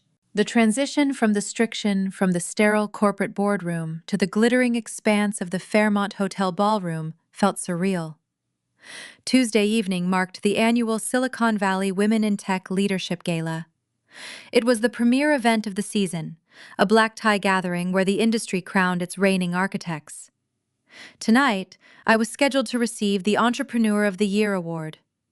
It should have been a moment of unclouded triumph, a celebration of the countless sleepless nights I spent building Orasync. Instead, the evening felt like walking onto a brightly lit battlefield. I arrived at the venue wearing a tailored, midnight blue gown that served as literal armor. The fabric was structured and unyielding, reflecting the posture I needed to maintain. Flashbulbs erupted the moment I stepped out of my vehicle. The paparazzi and tech journalists crowded the velvet ropes, their lenses tracking my every move. They were hunting for a story. They wanted to capture the embattled founder, the woman currently starring in a viral family scandal. I kept my chin high and my expression serene, gliding past the flashing cameras without offering a single unscripted reaction. Inside the Grand Cocktail Lounge, the atmosphere buzzed with high-stakes networking. Crystal chandeliers cast a warm, golden glow over hundreds of executives holding champagne flutes. I navigated the sea of silk dresses and tailored tuxedos, shaking hands and exchanging polite industry pleasantries. Marcus, my public relations director, remained a few paces behind me, his eyes scanning the crowd with the paranoid intensity of a Secret Service agent. I knew the threat was in the room. Connor spent years cultivating a roster of desperate low-level industry contacts, trading favors to maintain his illusion of relevance. Through those slimy networking channels, he had managed to purchase seats at a sponsor table near the back of the hall. He and my sister had infiltrated the gala. They were not there to celebrate innovation. They were hunting for viral content. The ambush occurred near the center of the lounge, strategically positioned next to a cluster of prominent tech journalists from leading digital publications. I was mid-conversation with a venture capital partner from a rival firm when the crowd suddenly parted. Alyssa stepped into the clearing.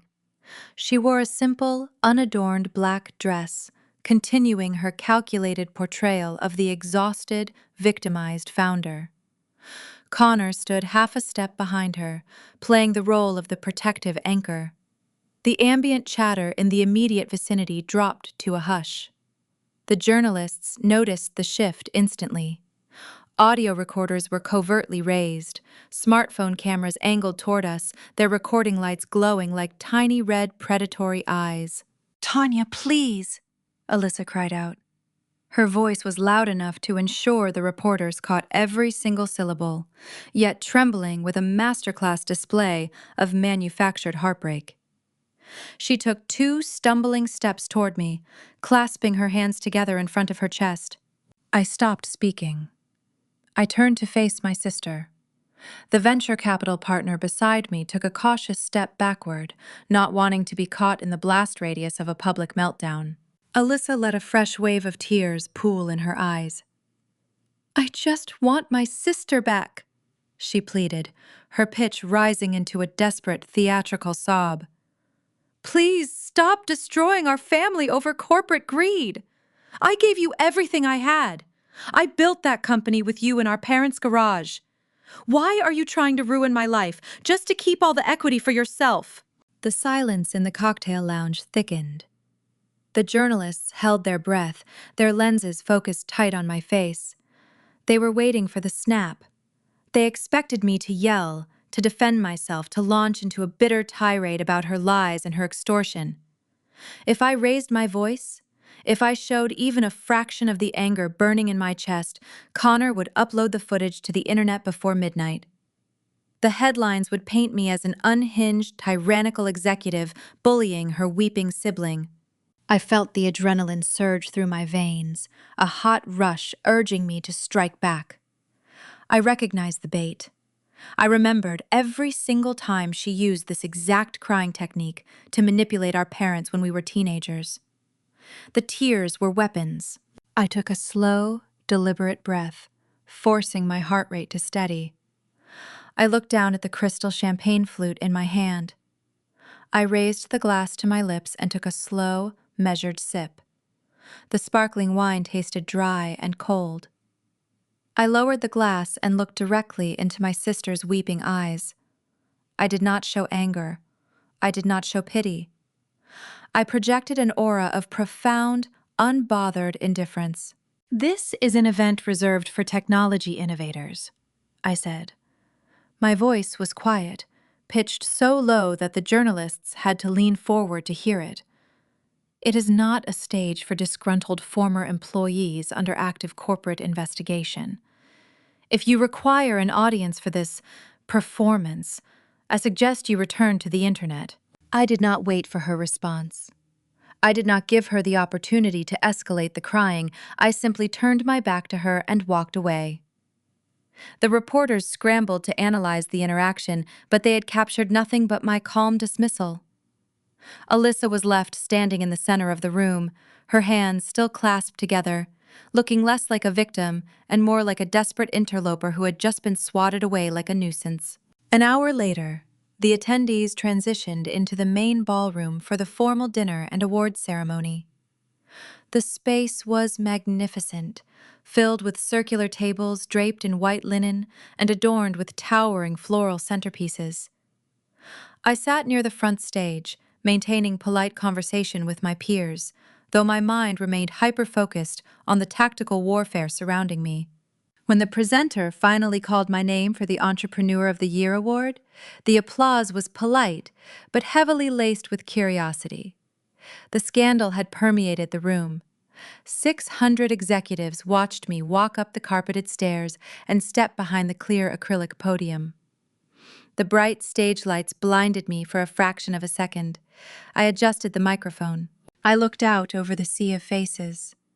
I scanned the darkness beyond the initial rows until I found the specific table situated near the rear exit doors. I found Alyssa. She sat rigid in her chair, glaring up at the stage, her face illuminated by the ambient glow of the ballroom. "Thank you to the selection committee for this profound honor," I began, my voice echoing clearly through the pristine sound system. I did not bring pre-written notes. I spoke directly from the scars of the past week. Building a successful enterprise in this valley requires a staggering amount of sacrifice, I continued. We forfeit our sleep, our personal lives, and our peace of mind to turn abstract code into tangible reality. We endure the doubt of investors and the exhaustion of endless iteration. But the true test of a founder does not occur when the product finally launches. The true test occurs when the product succeeds. I gripped the edges of the podium, leaning into the microphone. Innovation isn't just about building technology, I declared, projecting my voice to reach the very back of the hall. I locked eyes with Alyssa across the vast distance, refusing to break the connection.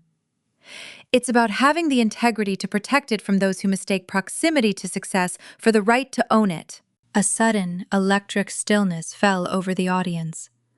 The executives recognized the pivot.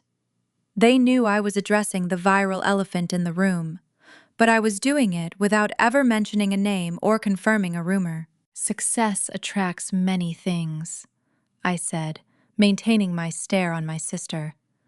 "It attracts capital. It attracts talent, and inevitably, it attracts individuals who believe they are entitled to the fruits of your labor simply because they stood nearby while you did the work. As leaders, our greatest responsibility is to guard the gates of our enterprises. We must reward merit and ruthlessly reject entitlement. Beware of those who claim the harvest but refuse to plant the seeds." I stepped back from the podium and picked up the heavy glass award. For 3 long seconds, the ballroom remained dead silent. Then, a prominent female executive in the front row stood up and began to clap. The venture capitalist beside her followed. The applause spread like wildfire, rippling backward through the tables. Within moments, all 600 attendees were on their feet. The room erupted in a roaring standing ovation. The sound was deafening, a unified validation from the most powerful minds in the industry. They understood the coded message. They respected the refusal to surrender to a public shakedown. I looked toward the back of the room one last time. Alyssa was shrinking in her seat. The applause washed over her, burying her fabricated narrative under a mountain of undeniable reality. I walked off the stage feeling a profound sense of vindication. The gala had proven that my reputation could withstand her viral assaults. I had won the public battle, demonstrating that grace and fortitude would always outshine a manufactured temper tantrum. But the feeling of victory was destined to be incredibly short-lived. The public spectacle was merely a distraction from the true danger lurking beneath the surface of my company. The next morning, I arrived at the office expecting to capitalize on the positive momentum from the award ceremony. Instead, I found Carmen waiting for me in the lobby. Standing beside my litigation attorney was Leo, the elite independent forensic accountant we had hired to audit the marketing budget. Leo clutched a thick, sealed dossier to his chest. His expression was grim, devoid of any celebratory warmth. He did not congratulate me on the award. He simply gestured toward the secure conference room and told me to sit down. The secrets he had unearthed during the night were about to transform a civil family dispute into a terrifying federal crime. I led Carmen and Leo away from the sunlit glass atrium and down the hallway toward the secure conference room. This particular space lacked exterior windows. It featured thick, soundproof walls and a heavy steel door designed specifically for confidential acquisitions and emergency crisis management. The lingering festive adrenaline from the awards ceremony the previous night evaporated the moment the deadbolt clicked shut. Leo unfastened the brass buckles of his leather satchel and placed it on the polished concrete table. He was an elite independent forensic accountant. He spent his entire career untangling complex offshore tax evasion schemes and identifying sophisticated corporate embezzlement. He possessed a quiet, clinical demeanor, viewing human greed as a simple mathematical equation waiting to be solved. He did not care about family dynamics or viral public relations. He only cared about the undeniable truth hidden inside the ledger. He extracted a thick, sealed dossier and slid it across the table toward me. "We spent the entire night auditing the marketing department expenditures," Leo began, taking a seat opposite me. He folded his hands neatly on top of his notebook. "Your sister was not a marketing coordinator. She was an architect of systemic financial fraud." I opened the heavy cardstock cover of the dossier. The first page displayed a complex flowchart connecting various banking institutions. My eyes tracked the black lines, trying to make sense of the intricate web. "Look at the third tab," Leo instructed, his voice flat and precise. I flipped to the designated section. It contained a comprehensive spreadsheet detailing outgoing vendor payments. I scanned the rows. Over the course of 14 months, a total of $680,000 was routed from your operational budget into a single external entity, Leo explained. I stared at the staggering figure. I felt a cold, sharp ache bloom behind my ribs. "I only hired her 6 months ago," I said, tracing my finger over the dates. "How did she initiate transfers spanning over a year?" "She utilized her administrative clearance to approve a massive backlog of retroactive invoices," Leo clarified. "She fabricated a history of vendor services that never existed. She claimed this entity had provided essential digital advertising architecture long before she officially joined the payroll. She authorized the backlog in small, calculated increments to avoid triggering the automated fraud detection limits within your accounting software." I looked at the name of the recipient company printed on the ledger, Aura Media LLC. The name sounded remarkably similar to our own corporate subsidiaries. It was a brilliant camouflage. A junior accounting clerk reviewing the monthly expenditures would see Aura Media LLC and assume it was a legitimate internal partner or a sanctioned marketing initiative. "Where is this entity located?" I asked, my tone hardening as the scope of the deception became clear. "It is a shell corporation registered in Delaware," Carmen interjected, leaning forward and resting her elbows on the table. "Delaware offers strict corporate anonymity laws. It is the perfect place to hide stolen capital. But Leo knows how to pierce the corporate veil." I turned the page. The next document was a certified filing from the State Revenue Department. Leo had bypassed the privacy shields to uncover the true registered agent of the phantom company. I read the name printed in stark black ink: Connor Vance. My brother-in-law, I whispered. The words tasted like ash. Connor is the sole proprietor of Aura Media, LLC, Leo confirmed. Alyssa used her position inside your company to funnel more than $500,000 directly into her husband's bank accounts. The puzzle pieces snapped together with terrifying clarity. This revelation explained the catastrophic server failure we narrowly avoided on Friday afternoon. Alyssa did not just withhold payments to our real cloud infrastructure provider out of spite. She systematically starved our legitimate vendors so she could divert that budgeted capital to her husband's shell company. She drained the lifeblood of our operational infrastructure to finance her own theft. And it gets worse, Leo noted, sliding a stack of credit card statements across the table. We audited her corporate expense account. We traced the specific serial numbers on the luxury goods she purchased over the last 6 months. I looked at the highlighted transaction on the top page. It was a receipt from a high-end jewelry boutique in Beverly Hills. The purchase price was exactly $25,000. The Cartier watch, I realized, my mind flashing back to the anniversary dinner in Malibu. She stood in front of 30 relatives, wearing a gold and diamond watch on her wrist, claiming she bought it as a reward for building my empire. She purchased it using a corporate card tied directly to the embezzled funds. She wore the evidence of her felony on her wrist while taking credit for my sacrifice. She used your company as a personal treasury, Carmen stated, her dark eyes flashing with lethal intensity. She funded Connor's failing networking app to keep his illusion of success alive. She bought designer clothing, took luxury vacations, and financed a lavish lifestyle, all while bleeding your enterprise dry. I closed the dossier, pressing my palms flat against the thick paper cover. The depth of the betrayal transcended any conventional family dispute. She did not just lie on the internet. She was a prolific thief who viewed my life's work as an endless checking account. What about the intellectual property? I asked, shifting my focus to the most critical threat. She exported our predictive algorithms on Sunday morning. Where did the source code go? Rajiv and I tracked the digital footprint of the midnight export, Leo replied, tapping a specific line of code printed on his secondary tablet. She used an offshore server as a proxy to mask the final destination. But Connor is a sloppy network architect. He left a routing error in the backdoor script. We followed the ping past the proxy.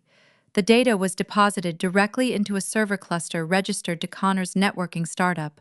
They stole the algorithms to rebuild his dead application, I concluded, the cold realization settling over me. They intended to rebrand my code and pitch it to venture capitalists as their own proprietary creation.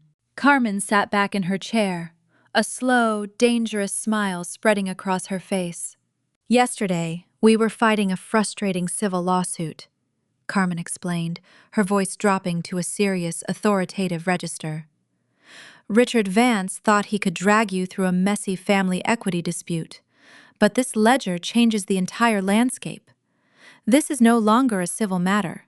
She pointed to the stack of evidence resting on the concrete table. This is wire fraud, Carmen continued, listing the charges with rhythmic precision. This is grand larceny. This is corporate espionage. This is a coordinated conspiracy to commit federal financial crimes. The penalties for these statutes do not involve financial settlements. They involve lengthy sentences in federal prison. I absorbed the weight of her words.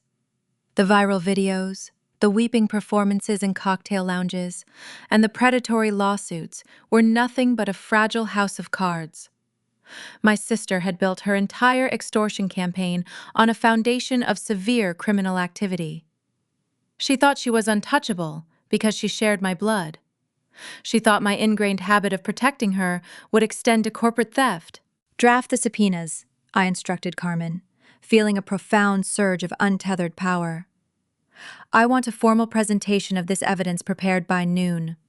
We are going to bring this directly to the United States Attorney. Before Carmen could acknowledge the order, my personal cell phone vibrated violently against the concrete table. I glanced at the illuminated screen. The caller identification displayed the name of the private security firm contracted to guard my gated residence in Palo Alto. They never called during business hours, unless a physical breach was in progress. I answered the call, keeping the device pressed tight against my ear. "Ms. Beck," the security supervisor said, his tone urgent and strained. "I apologize for the interruption. We have a situation at the primary access gate of your estate." "What is the situation?" I asked, standing up from my chair. "Your mother is here," the supervisor reported. "She is extremely distressed. She is refusing to leave the perimeter and is demanding to speak with you immediately." I closed my eyes for a fraction of a second. The ultimate weapon was forged and ready to deploy. But before I could strike the final blow against my sister, the architect of her entitlement had arrived at my doorstep. The battlefield was shifting away from the corporate ledger, forcing me to confront the deep, rotting core of my own family tree. I instructed Carmen to finalize the federal subpoenas and walked out of the secure conference room.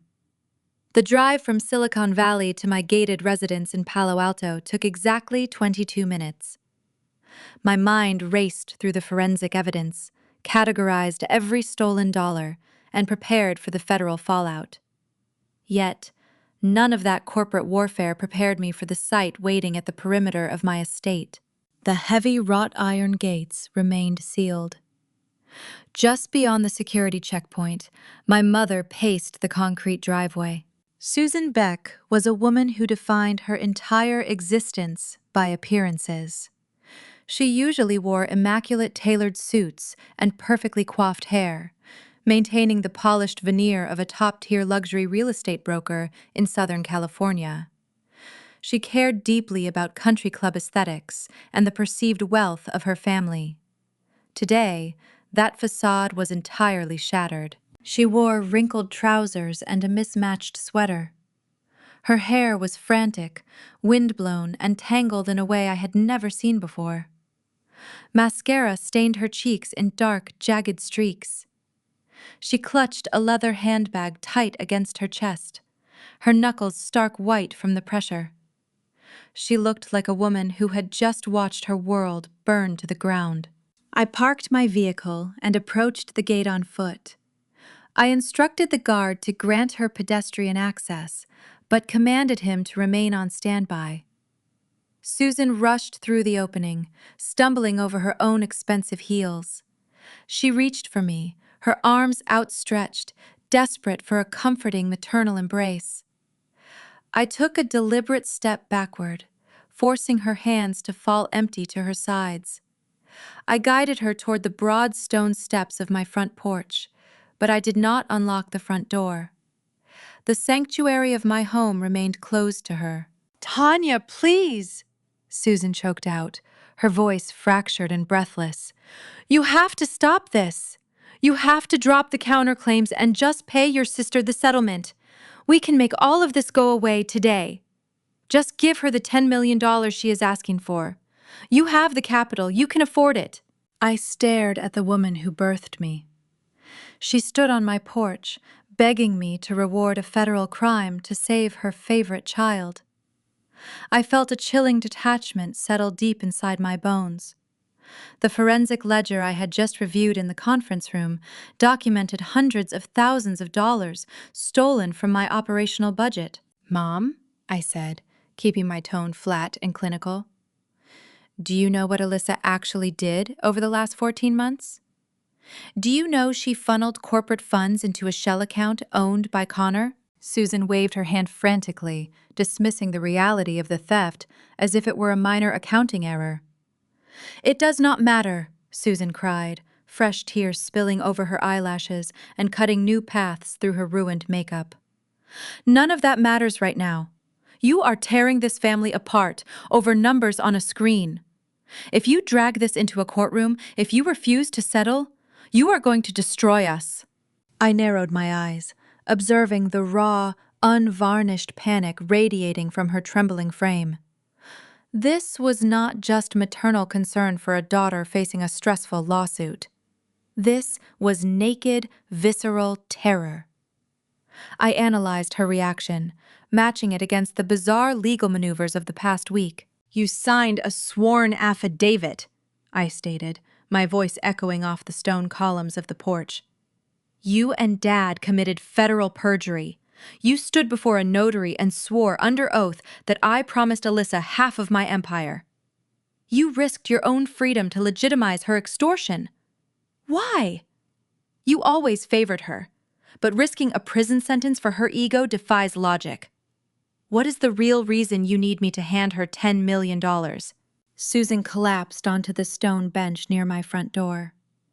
Her legs seemed to lose all structural integrity. She buried her face in her hands, her shoulders heaving with deep, ragged sobs. The pristine image of the Calabasas matriarch dissolved into pathetic desperation. "The startup," Susan whispered, the words barely escaping her throat. "Connor's networking application. We funded it." I frowned, taking a slow step closer. Connor has been seeking angel investors for 3 years. Nobody in the valley would write him a check because his product was a disaster. Where did you get the capital to fund his seed round? Susan looked up. Her eyes were bloodshot, hollowed out by sleepless nights and mounting terror. "We took out a second mortgage on the house," she confessed, her voice shaking uncontrollably. "A subprime loan. $800,000. We signed the paperwork 8 months ago. We gave every single penny to Connor to launch his beta program." The magnitude of their financial suicide hit me like a physical blow. They bet their primary residence, the home I grew up in, on a man who could not code a functional application. They handed over nearly $1 million of their retirement equity to a charismatic failure. "Why would you ever underwrite his business?" I demanded, the sheer stupidity of the decision baffling my analytical mind. "You are a real estate broker. You know the danger of a subprime loan." "Because Alyssa told us it was a bridge loan," Susan sobbed, wiping her ruined mascara with the back of her trembling hand. "She sat in our living room and told us she owned 50% of Orasync. She said your company was about to be valued at $50 million, and her equity share would guarantee our repayment tenfold. She promised us she was a millionaire on paper. She said Connor just needed a temporary cash injection until her corporate payout cleared. We believed her, Tanya. We trusted her." I stood perfectly still on the porch. The grand illusion my sister constructed had ensnared the very people who enabled her entitlement. Alyssa and Connor had burned through nearly $1 million of my parents' retirement capital. Then, when the subprime interest rates adjusted and the bank demanded payment, Alyssa panicked. She realized she needed to produce the phantom fortune she had bragged about. That was the true catalyst for the entire war. The viral videos on social media, the dramatic anniversary dinner toast, the intellectual property theft in the middle of the night, and the predatory lawsuit were all desperate attempts to extract cash from my company before my parents lost their home. Alyssa engineered a corporate crisis to cover up a staggering domestic fraud. "And the affidavits?" I asked, my voice dropping to a dangerous whisper. "We had to sign them," Susan pleaded, looking up at me with pathetic, desperate eyes. "When she filed the lawsuit against you, the bank gave us a brief extension based on the pending litigation. But if she does not win a settlement this week, the grace period expires. The bank will initiate foreclosure proceedings by the end of the month. We will lose everything. You have to pay her, Tanya. You are the only one with the resources to save us."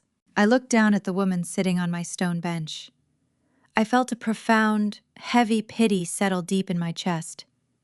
For my entire life, I craved her validation.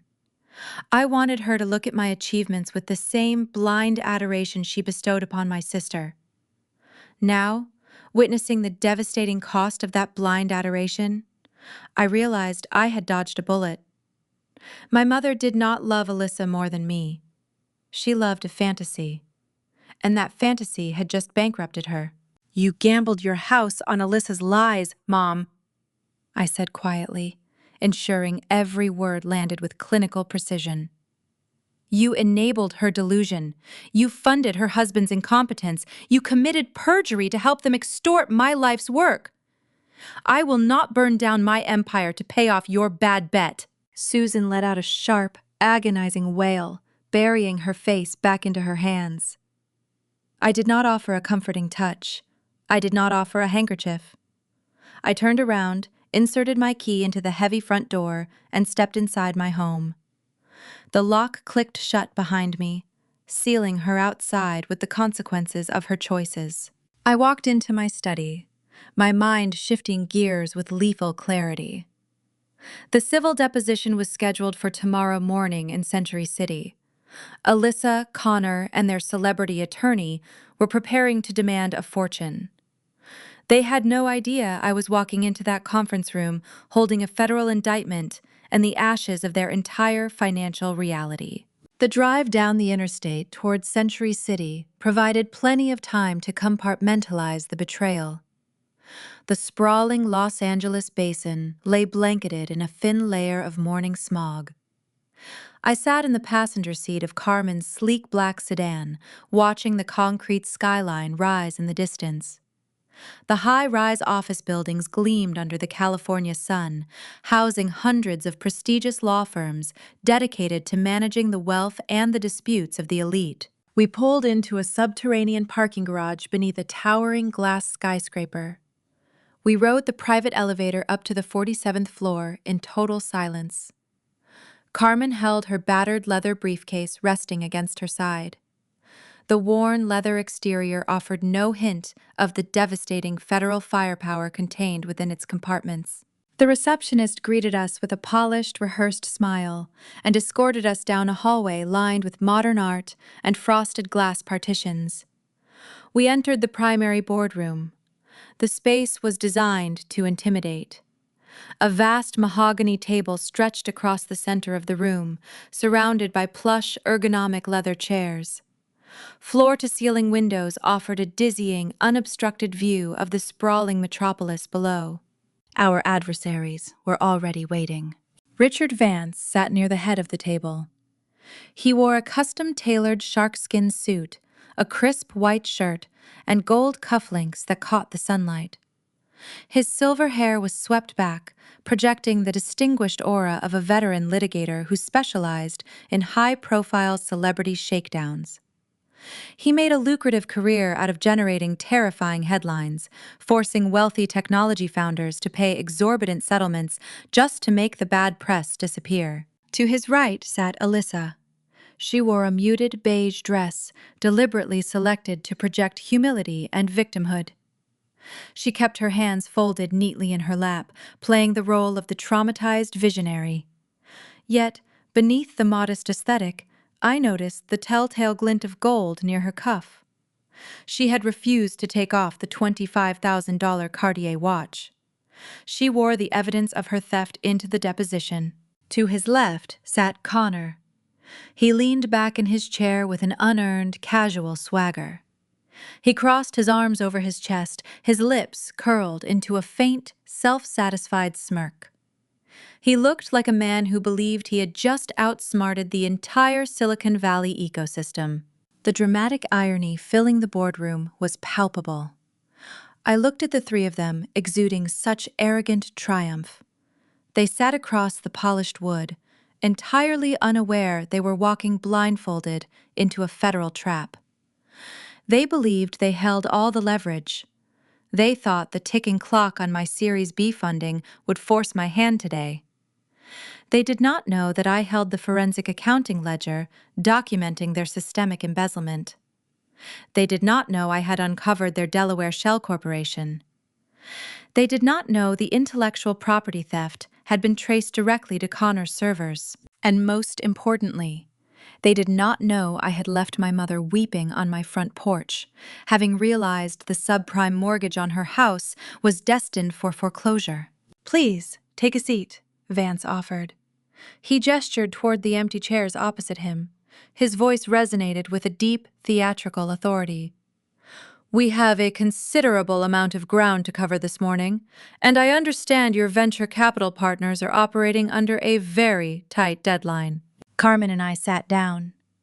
I placed my hands flat on the cool mahogany. I did not offer a greeting. I kept my face devoid of any emotion, projecting the clinical detachment of a judge preparing to read a verdict. Vance opened his premium leather folio. He extracted the thick civil complaint and aligned the edges perfectly on the table. My clients are reasonable people, Vance began, leaning forward and resting his forearms on the wood. They do not wish to engage in a protracted, ugly courtroom battle that will inevitably destroy the valuation of your enterprise. However, the facts of this case are undeniable. Alyssa was instrumental in the foundational architecture of Orasync. She was promised equity. She was wrongfully terminated in a public, humiliating display. He reached into his folder and pulled out two familiar pieces of paper. He slapped the signed parental affidavits onto the table. The sharp smack of the paper hitting the wood echoed sharply in the quiet room. We possess sworn testimony from impartial witnesses verifying the oral contract, Vance stated, tapping a manicured finger against my parents' signatures. If we proceed to discovery, these affidavits will become public record. The resulting media circus will ensure your Series B funding evaporates. Alyssa let a single, well-rehearsed tear escape her eye. She reached up and wiped it away, ensuring the gold watch flashed under the recessed lighting.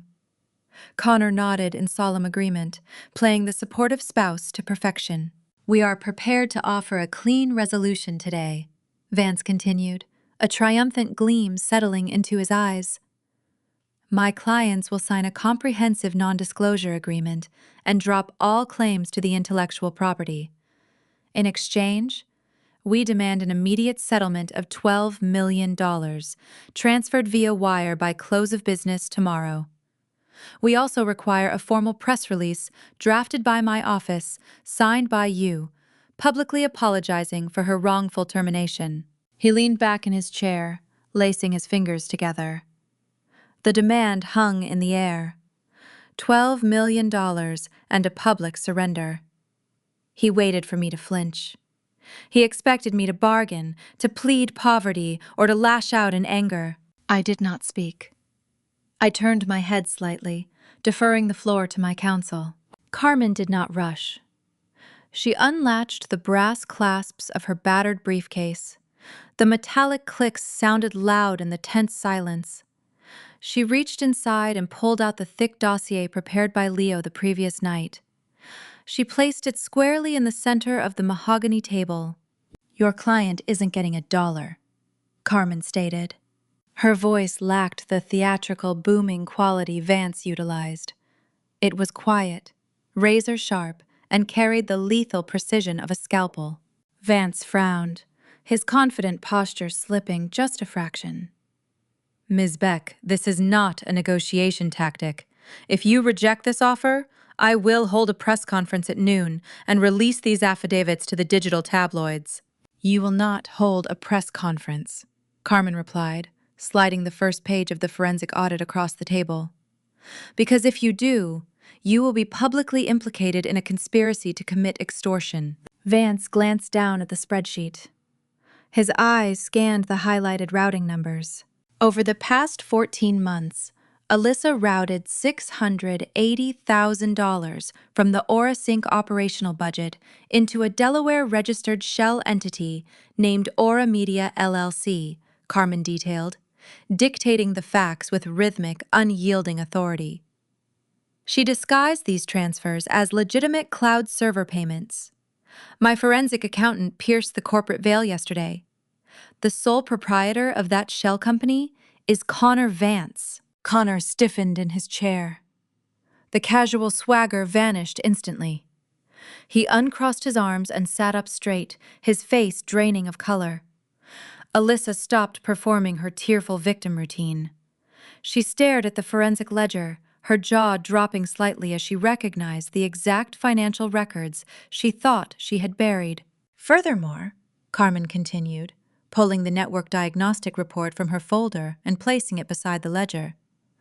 At 2:15 on Sunday morning, Alyssa utilized a hidden backdoor access key to export proprietary predictive algorithms and an unencrypted premium client directory. We traced the proxy routing. The data was deposited directly into a server cluster registered to Connor's networking startup. The silence in the Century City boardroom became absolute. The ambient hum of the ventilation system seemed to amplify as the reality of the situation crashed over our adversaries. "You are no longer managing a civil equity dispute, Richard," Carmen said, addressing the opposing counsel directly. "Your clients lied to you. They utilized your firm to legitimize a severe federal crime. They engaged in wire fraud, grand larceny, and corporate espionage." Carmen reached into her briefcase one final time. She extracted a stack of formal legal documents printed on heavy bond paper. She aligned them neatly on the table, pushing them toward Vance. "These are draft federal grand jury subpoenas," Carmen explained, her tone devoid of any mercy. "We have also drafted a strict non-disparagement agreement and a formal recantation of perjury from Martin and Susan Beck." I watched Richard Vance stare at the paperwork. He was an officer of the court. He recognized the catastrophic danger he was currently sitting in. Presenting false affidavits and demanding millions of dollars based on fabricated testimony constituted a severe ethical violation. If the federal authorities opened an investigation, his prestigious law license would be revoked. He would face criminal charges for participating in the extortion scheme. His lucrative career would end in disgrace. "If this civil lawsuit isn't dismissed with prejudice in 60 seconds, Carmen announced, checking the silver watch on her wrist, "these files go directly to the Federal Bureau of Investigation." Vance picked up the forensic summary. His hands, previously so steady and confident, were trembling. He read the data transfer logs. He looked at the Delaware registration documents linking Connor to the embezzled funds. The evidence was irrefutable, thoroughly documented by an elite independent auditor. Vance turned his head and looked at Alyssa. His expression morphed from professional shock into pure, unfiltered disgust. He realized these two amateur grifters had walked him straight into a federal trap. "Richard, we can explain," Connor stammered, his voice cracking under the immense pressure. "That data was open source. We did not steal anything." "Shut your mouth," Vance snapped, his voice sharp like a cracking whip. "Do not say another word in my presence." Vance did not hesitate to protect his own survival. He snapped his premium leather folio shut, leaving the fraudulent parental affidavit sitting abandoned on the mahogany table. He shoved his documents into his briefcase and stood up, smoothing the front of his sharkskin jacket with shaking hands. "We are dropping the suit," Vance declared, refusing to look at his disgraced clients. "I am formally withdrawing as your legal counsel, effective immediately." He turned on his heel and marched toward the exit, prioritizing his own salvation over the wreckage he left behind.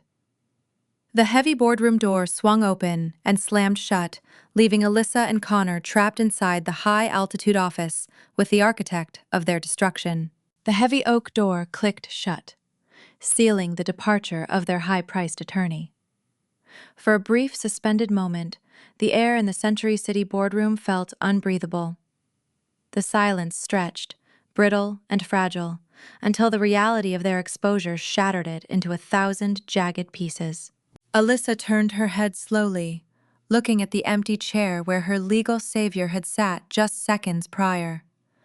Her gaze shifted to the center of the mahogany table, landing on the forensic audit that outlined her undeniable guilt. The modest, victimized posture she had maintained all morning vanished. Her chest heaved. Her hands, previously folded so neatly in her lap, clenched into tight fists, crumpling the fabric of her beige dress. She whipped her head toward her husband. "You told me this was untraceable!" Alyssa shrieked. Her voice cracked, stripping away the polished Silicon Valley persona, revealing the panicked, cornered amateur underneath. You swore the Shell Corporation was secured. You said nobody could pierce a Delaware registration. Connor recoiled, his face flushing a dark, mottled red.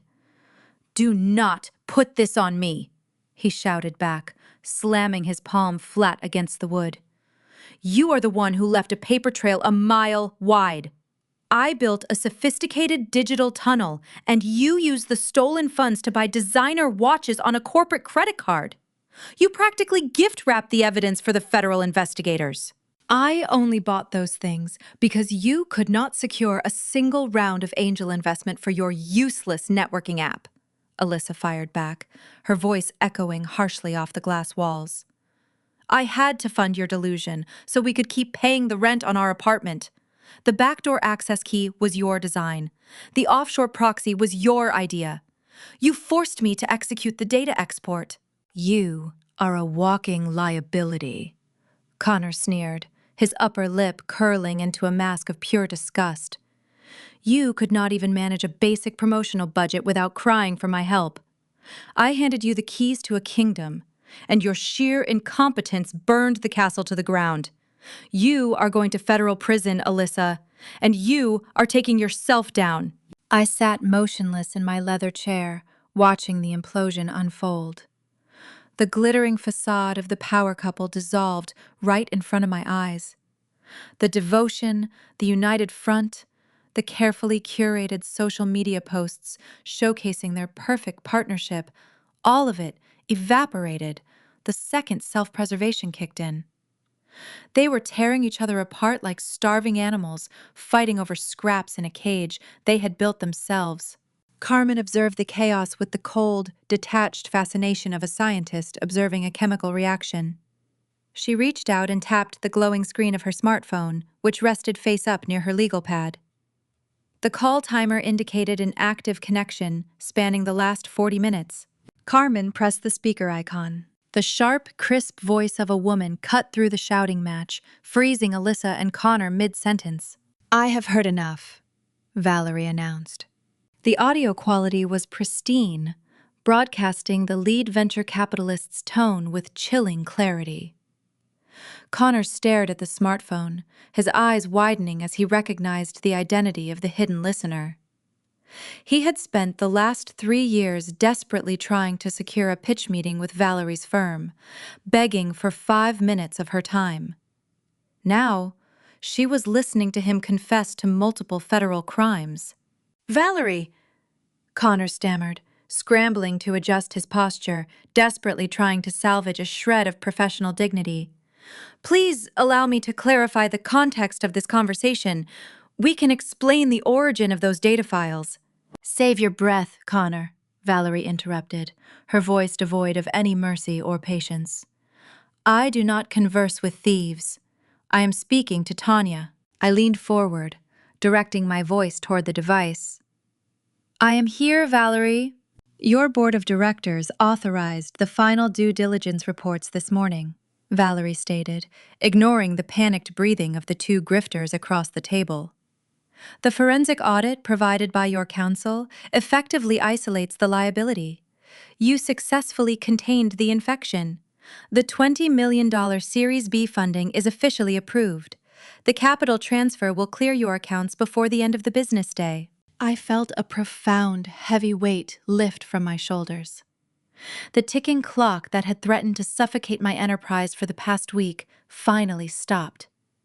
The financial runway was secure. Furthermore, Valerie continued, her tone shifting into a register of lethal corporate warfare.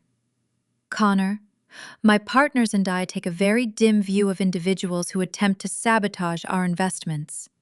Before joining this call, I placed several inquiries with my peers on Sand Hill Road. I forwarded a summary of your extortion tactics to the directors of every major venture capital network, angel syndicate, and tech incubator in the state of California. Connor slumped back in his chair. The blood drained entirely from his face, leaving his skin a sickly pale white. You are radioactive, Valerie declared. You will never secure another dollar of institutional funding in this ecosystem. If you attempt to launch a startup, join a board, or even attend a networking mixer in this valley, the doors will be locked. You are permanently blacklisted." The call disconnected with a sharp click. The silence returned, thicker and more oppressive than before. Connor stared blankly at the far wall. His entire identity was tied to his status as a tech founder. He spent his life chasing the prestige of the industry, and in a matter of seconds, a single phone call had incinerated his future. He looked down at his trembling hands, then slowly turned his gaze toward Alyssa. There was no love left in his eyes, only cold, calculated panic. He recognized that the federal authorities would be arriving soon, armed with the evidence sitting on the mahogany table. He needed to sever his legal ties to the sinking ship.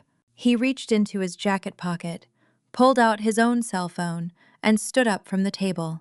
"Where are you going?" Alyssa asked, her voice small and trembling. "I am calling a divorce attorney," Connor replied, his tone flat and dead. "I am filing for an emergency dissolution of marriage. I will not let your fraudulent spending habits drag my remaining assets into a federal restitution seizure. We are done."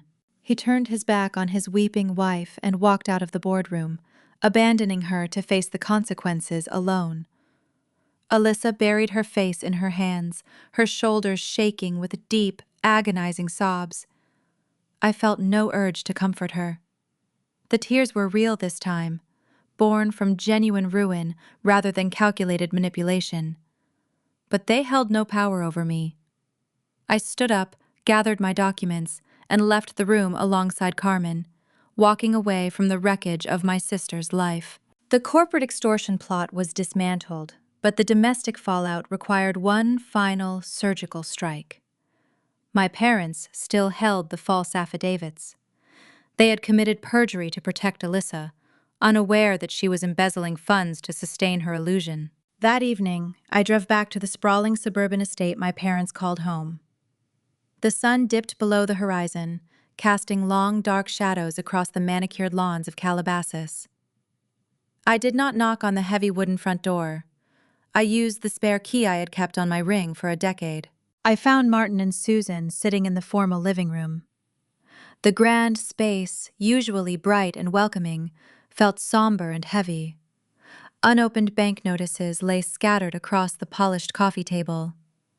They looked up as I entered, their expressions a mix of desperate hope and residual defiance. "Tanya," Susan gasped, standing up from the velvet sofa. "Did you settle the case? Is everything resolved?" I walked over to the coffee table and dropped a manila folder onto the glass surface. I did not offer a greeting. I did not ask how they were coping. "The lawsuit is dismissed," I stated. "Your son-in-law is filing for divorce, and your golden child is currently retaining criminal defense counsel to prepare for a federal indictment." Martin stood up, his face flushing with confusion and anger. "What are you talking about? You were supposed to pay her!" I opened the folder. I laid out the summary of the forensic audit, highlighting the specific transactions where Alyssa had stolen $680,000 to fund Connor's failing business. I watched my parents read the ledgers. I watched the realization dawn on their faces. The millionaire co-founder they had bet their house on was nothing but a prolific thief. She did not possess a fortune to rescue them. She possessed stolen capital that was now subject to federal seizure. "You took out a subprime mortgage to fund a fraud," I said, letting the stark reality of their situation settle into the quiet room. "You risked your retirement on a lie. And then you walked into a notary office and committed federal perjury to help her extort my company." Susan sank back onto the sofa, her hands covering her mouth. Martin stared at the bank statements, his rigid posture crumbling as the truth dismantled his pride. I pulled 2 new documents from the folder and placed a silver pen beside them. "These are formal recantations of perjury," I instructed, my voice hard and unyielding. "They detail the exact nature of your false testimony regarding the fabricated verbal contract. Attached to them is a strict, non-disparagement agreement. You will sign them right now." You cannot force us to sign a confession, Martin argued, though his voice lacked its usual booming authority.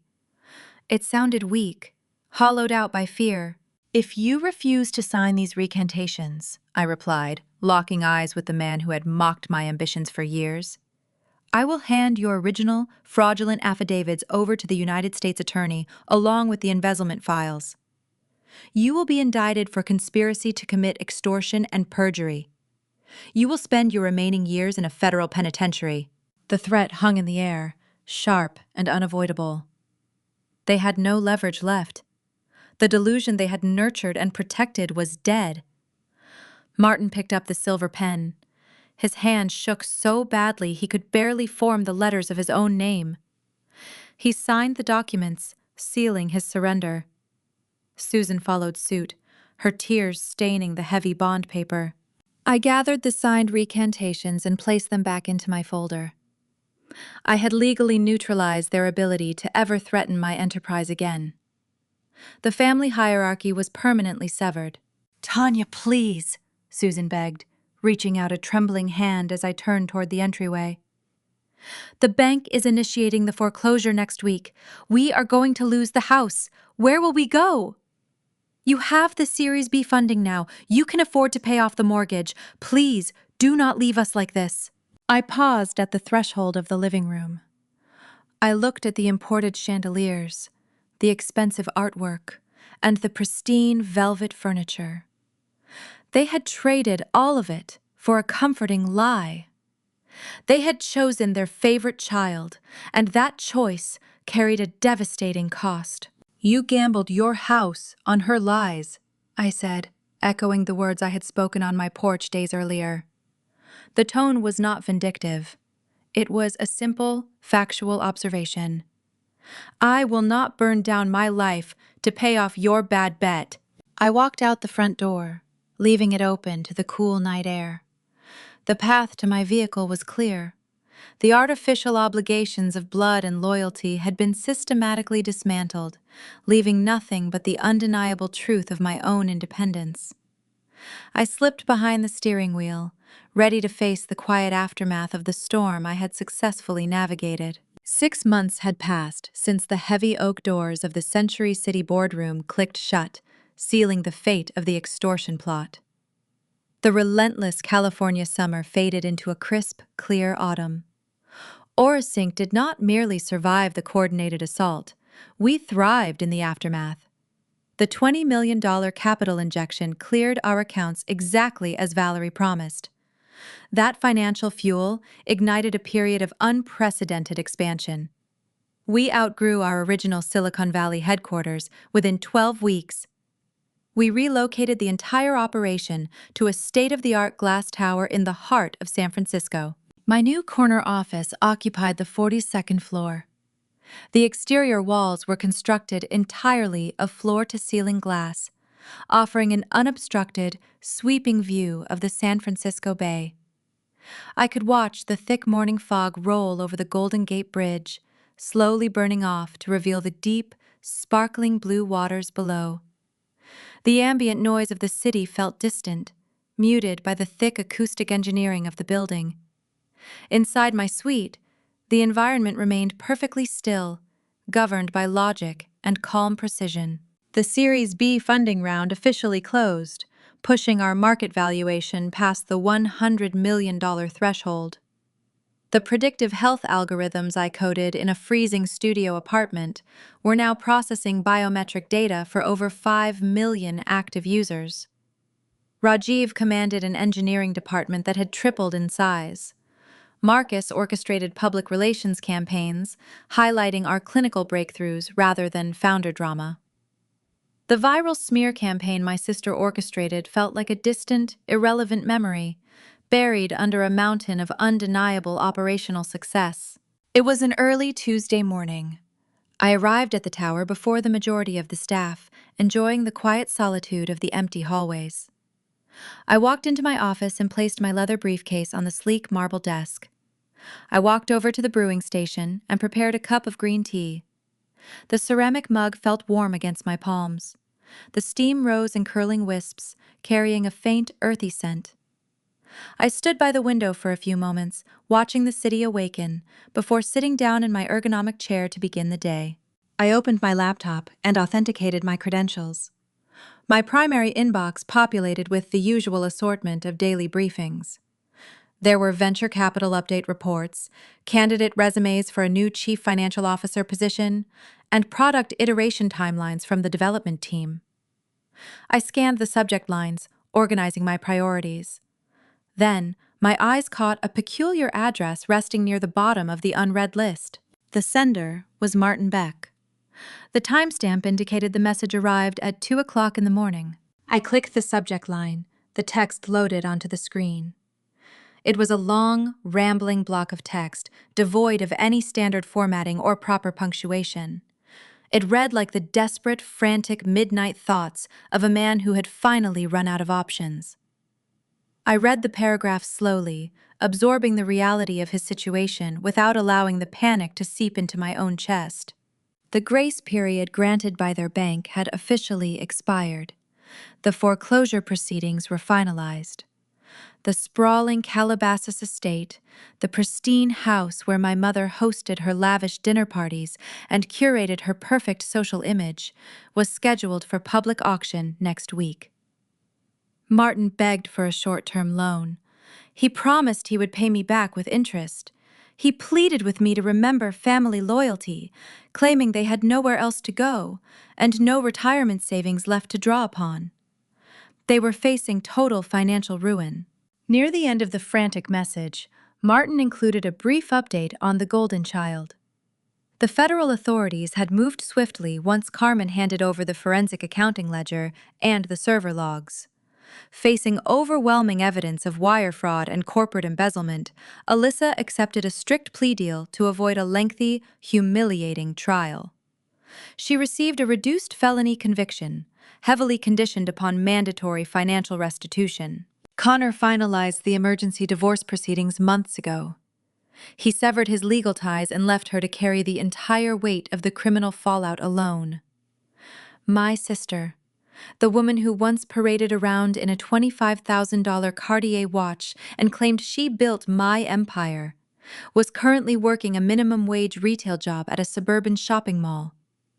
Every paycheck she earned was garnished by the federal government to repay the hundreds of thousands of dollars she stole. The glamorous Silicon Valley persona she tried to steal was gone forever, replaced by the crushing, mundane reality of a convicted felon serving her probation. I finished reading the email and leaned back in my leather chair. I took a slow sip of the warm green tea, letting the earthy liquid soothe my throat. I waited for the familiar sting of familial guilt to surface. I waited for the ingrained, lifelong urge to reach for my checkbook and fix their mistakes. I spent 30 years believing my core purpose was to act as the silent safety net for their vanity and their failures. The guilt never arrived. I searched my heart for anger, looking for the searing, vindictive rage that had fueled me during the boardroom coup and the legal depositions. That fire was gone too. I felt no malice toward Martin and Susan. I took no twisted joy in their impending eviction. I felt a profound, clarifying emptiness where my family used to reside. I looked at the glowing screen. They had bet their home, their freedom, and their reputation on a lie. They chose to protect a thief while fiercely trying to destroy the daughter who actually did the work. I realized in that quiet moment that boundaries without consequences were nothing but empty words. If I sent them a wire transfer today, I would validate their betrayal. I would teach them that trying to steal my company carried zero true risk. I would become a permanent hostage to their endless financial disasters. I moved my hand to the trackpad. I guided the cursor over the midnight message from my father. I did not type a reply. I did not offer a polite refusal or a lecture on personal responsibility. I clicked the delete icon. The message vanished from my primary inbox. I opened the digital trash folder and permanently erased the contents. The frantic pleas, the manipulation, and the toxic remnants of my past were scrubbed from my server forever. I closed the laptop, the soft click of the mechanism echoing in the quiet office. I stood up and walked toward the far end of my suite. I pushed open the heavy glass door leading out onto my private terrace. I stepped outside, greeting the new day. The crisp, salty California breeze whipped across the high-altitude balcony, cooling my skin. The sun crested over the distant hills, painting the San Francisco skyline in brilliant shades of gold and amber. The city below moved at its relentless, frantic pace, driven by ambition and endless innovation. I leaned against the sturdy steel railing, looking out over the water. I had survived the ultimate betrayal engineered by the people who were supposed to protect me. I fought through the corporate sabotage, the viral smear campaigns, and the legal extortion. I refused to surrender my dignity or my life's work. By cutting the dead weight, I finally found the space to breathe. I built an empire on my own unshakable terms. For the first time in my life, the future belonged entirely to me. The idyllic image of the American family, the suburban home, the manicured lawn, the holidays gathered around a mahogany dining table, is a powerful cultural myth that shapes our earliest understandings of love and loyalty. We are conditioned from birth to believe that the traditional family structure is an impenetrable sanctuary, a place where unconditional support shields us from the harsh realities of the outside world. Yet, as the dust settles on the wreckage of the Beck family, a much darker, unspoken truth emerges from the shadows of that Californian estate. The most dangerous threats to our well-being do not always come from ruthless corporate rivals or anonymous hackers in the digital ether. Sometimes, the most profound destruction is cultivated right inside our own homes, watered by years of parental favoritism and nurtured by a devastating lack of emotional awareness. When we examine the tragic trajectory of Alyssa and the quiet, enduring resilience of Tanya, we are forced to hold a mirror up to our own parenting values. In a modern American culture that frequently equates outward aesthetic success with moral virtue, the fundamental duties of child-rearing can easily become distorted. Susan and Martin Beck did not set out to raise a federal criminal. They likely believed they were providing their children with the ultimate foundation of support. But in their desperate desire to curate a flawless family image, they abandoned the core pillars of true parental responsibility: honesty and fairness. Fairness in a family is rarely about the equal distribution of financial resources. True fairness is the equitable distribution of emotional recognition.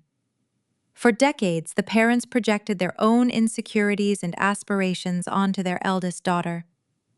They shielded Alyssa from the natural friction of life, writing checks to cover her failures, offering applause for unearned milestones, and demanding that the rest of the household bend to accommodate her fragile ego.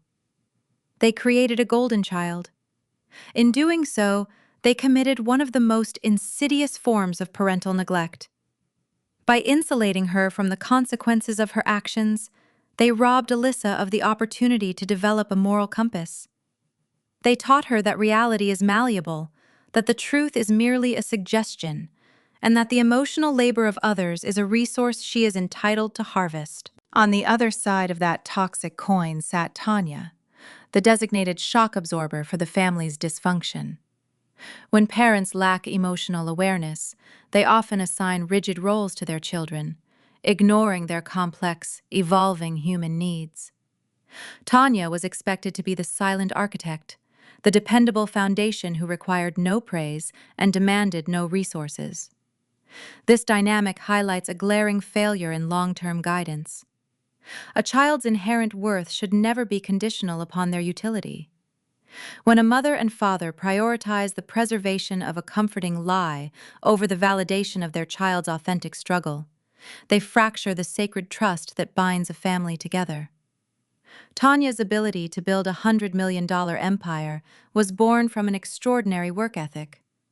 But it was also fueled by the cold, isolating realization that she would never be chosen by the people who were supposed to protect her. The climax of this family tragedy serves as a brutal masterclass in the long-term cost of enabling destructive behavior. The parents' decision to secretly mortgage their home to fund the illusion of their golden child is the ultimate harvest of their own dishonesty. They became financial hostages to the very monster they spent 30 years building. This is the tragic irony of parenting without boundaries. When you refuse to let your child carry the weight of their own mistakes, you inevitably end up being crushed by them. True family responsibility does not mean perpetually rescuing a child from the edge of the cliff. Sometimes, true responsibility means letting them fall so they can finally learn how to climb back up on their own. Raising children with emotional awareness requires the courage to confront ugly truths. It requires a parent to look at a daughter who is failing and say, "I love you, but I will not fix this for you." It requires the humility to look at a daughter who is succeeding in the shadows and say, "I see your sacrifice, and you are worthy of celebration." Without this level of profound honesty, a traditional family structure ceases to be a sanctuary. It becomes a theater of performance, where love is transactional and loyalty is weaponized to maintain a comfortable delusion. If you have ever felt the isolating weight of being the responsible one while watching someone else claim the reward, or if you have ever had to build your own sanctuary because the one you were born into was structurally unsound, you are not alone in that experience. Please take a moment to subscribe and follow Zara Told Stories. We are dedicated to sharing narratives that explore the complicated, often painful realities of family dynamics, personal boundaries, and the quiet triumphs of those who refuse to be erased. Share this space with others who might need a reminder of their own unshakable worth. As we reflect on the ashes of the Beck family's legacy, we are left with a difficult, unsettling paradigm shift. Society relentlessly preaches that forgiveness is the ultimate virtue in family dynamics, the moral high ground we must all strive to reach. We are told that blood demands unending loyalty, that the door must always remain open, and that true strength lies in the capacity to endlessly absorb the transgressions of those we call kin. But this is a comforting fiction designed to keep victims seated at tables where they are actively being starved. Perhaps the most profound act of love a parent can offer is a definitive consequence. And perhaps the most profound act of self-preservation a child can achieve is walking away without a single ounce of guilt. We are conditioned to believe that severing ties is a tragedy, a failure of the human spirit. But looking at the quiet, sunlit terrace where Tanya finally found her peace, one must wonder if the real tragedy is staying. Loyalty without accountability is just slow-motion self-destruction. Look closely at your own family table.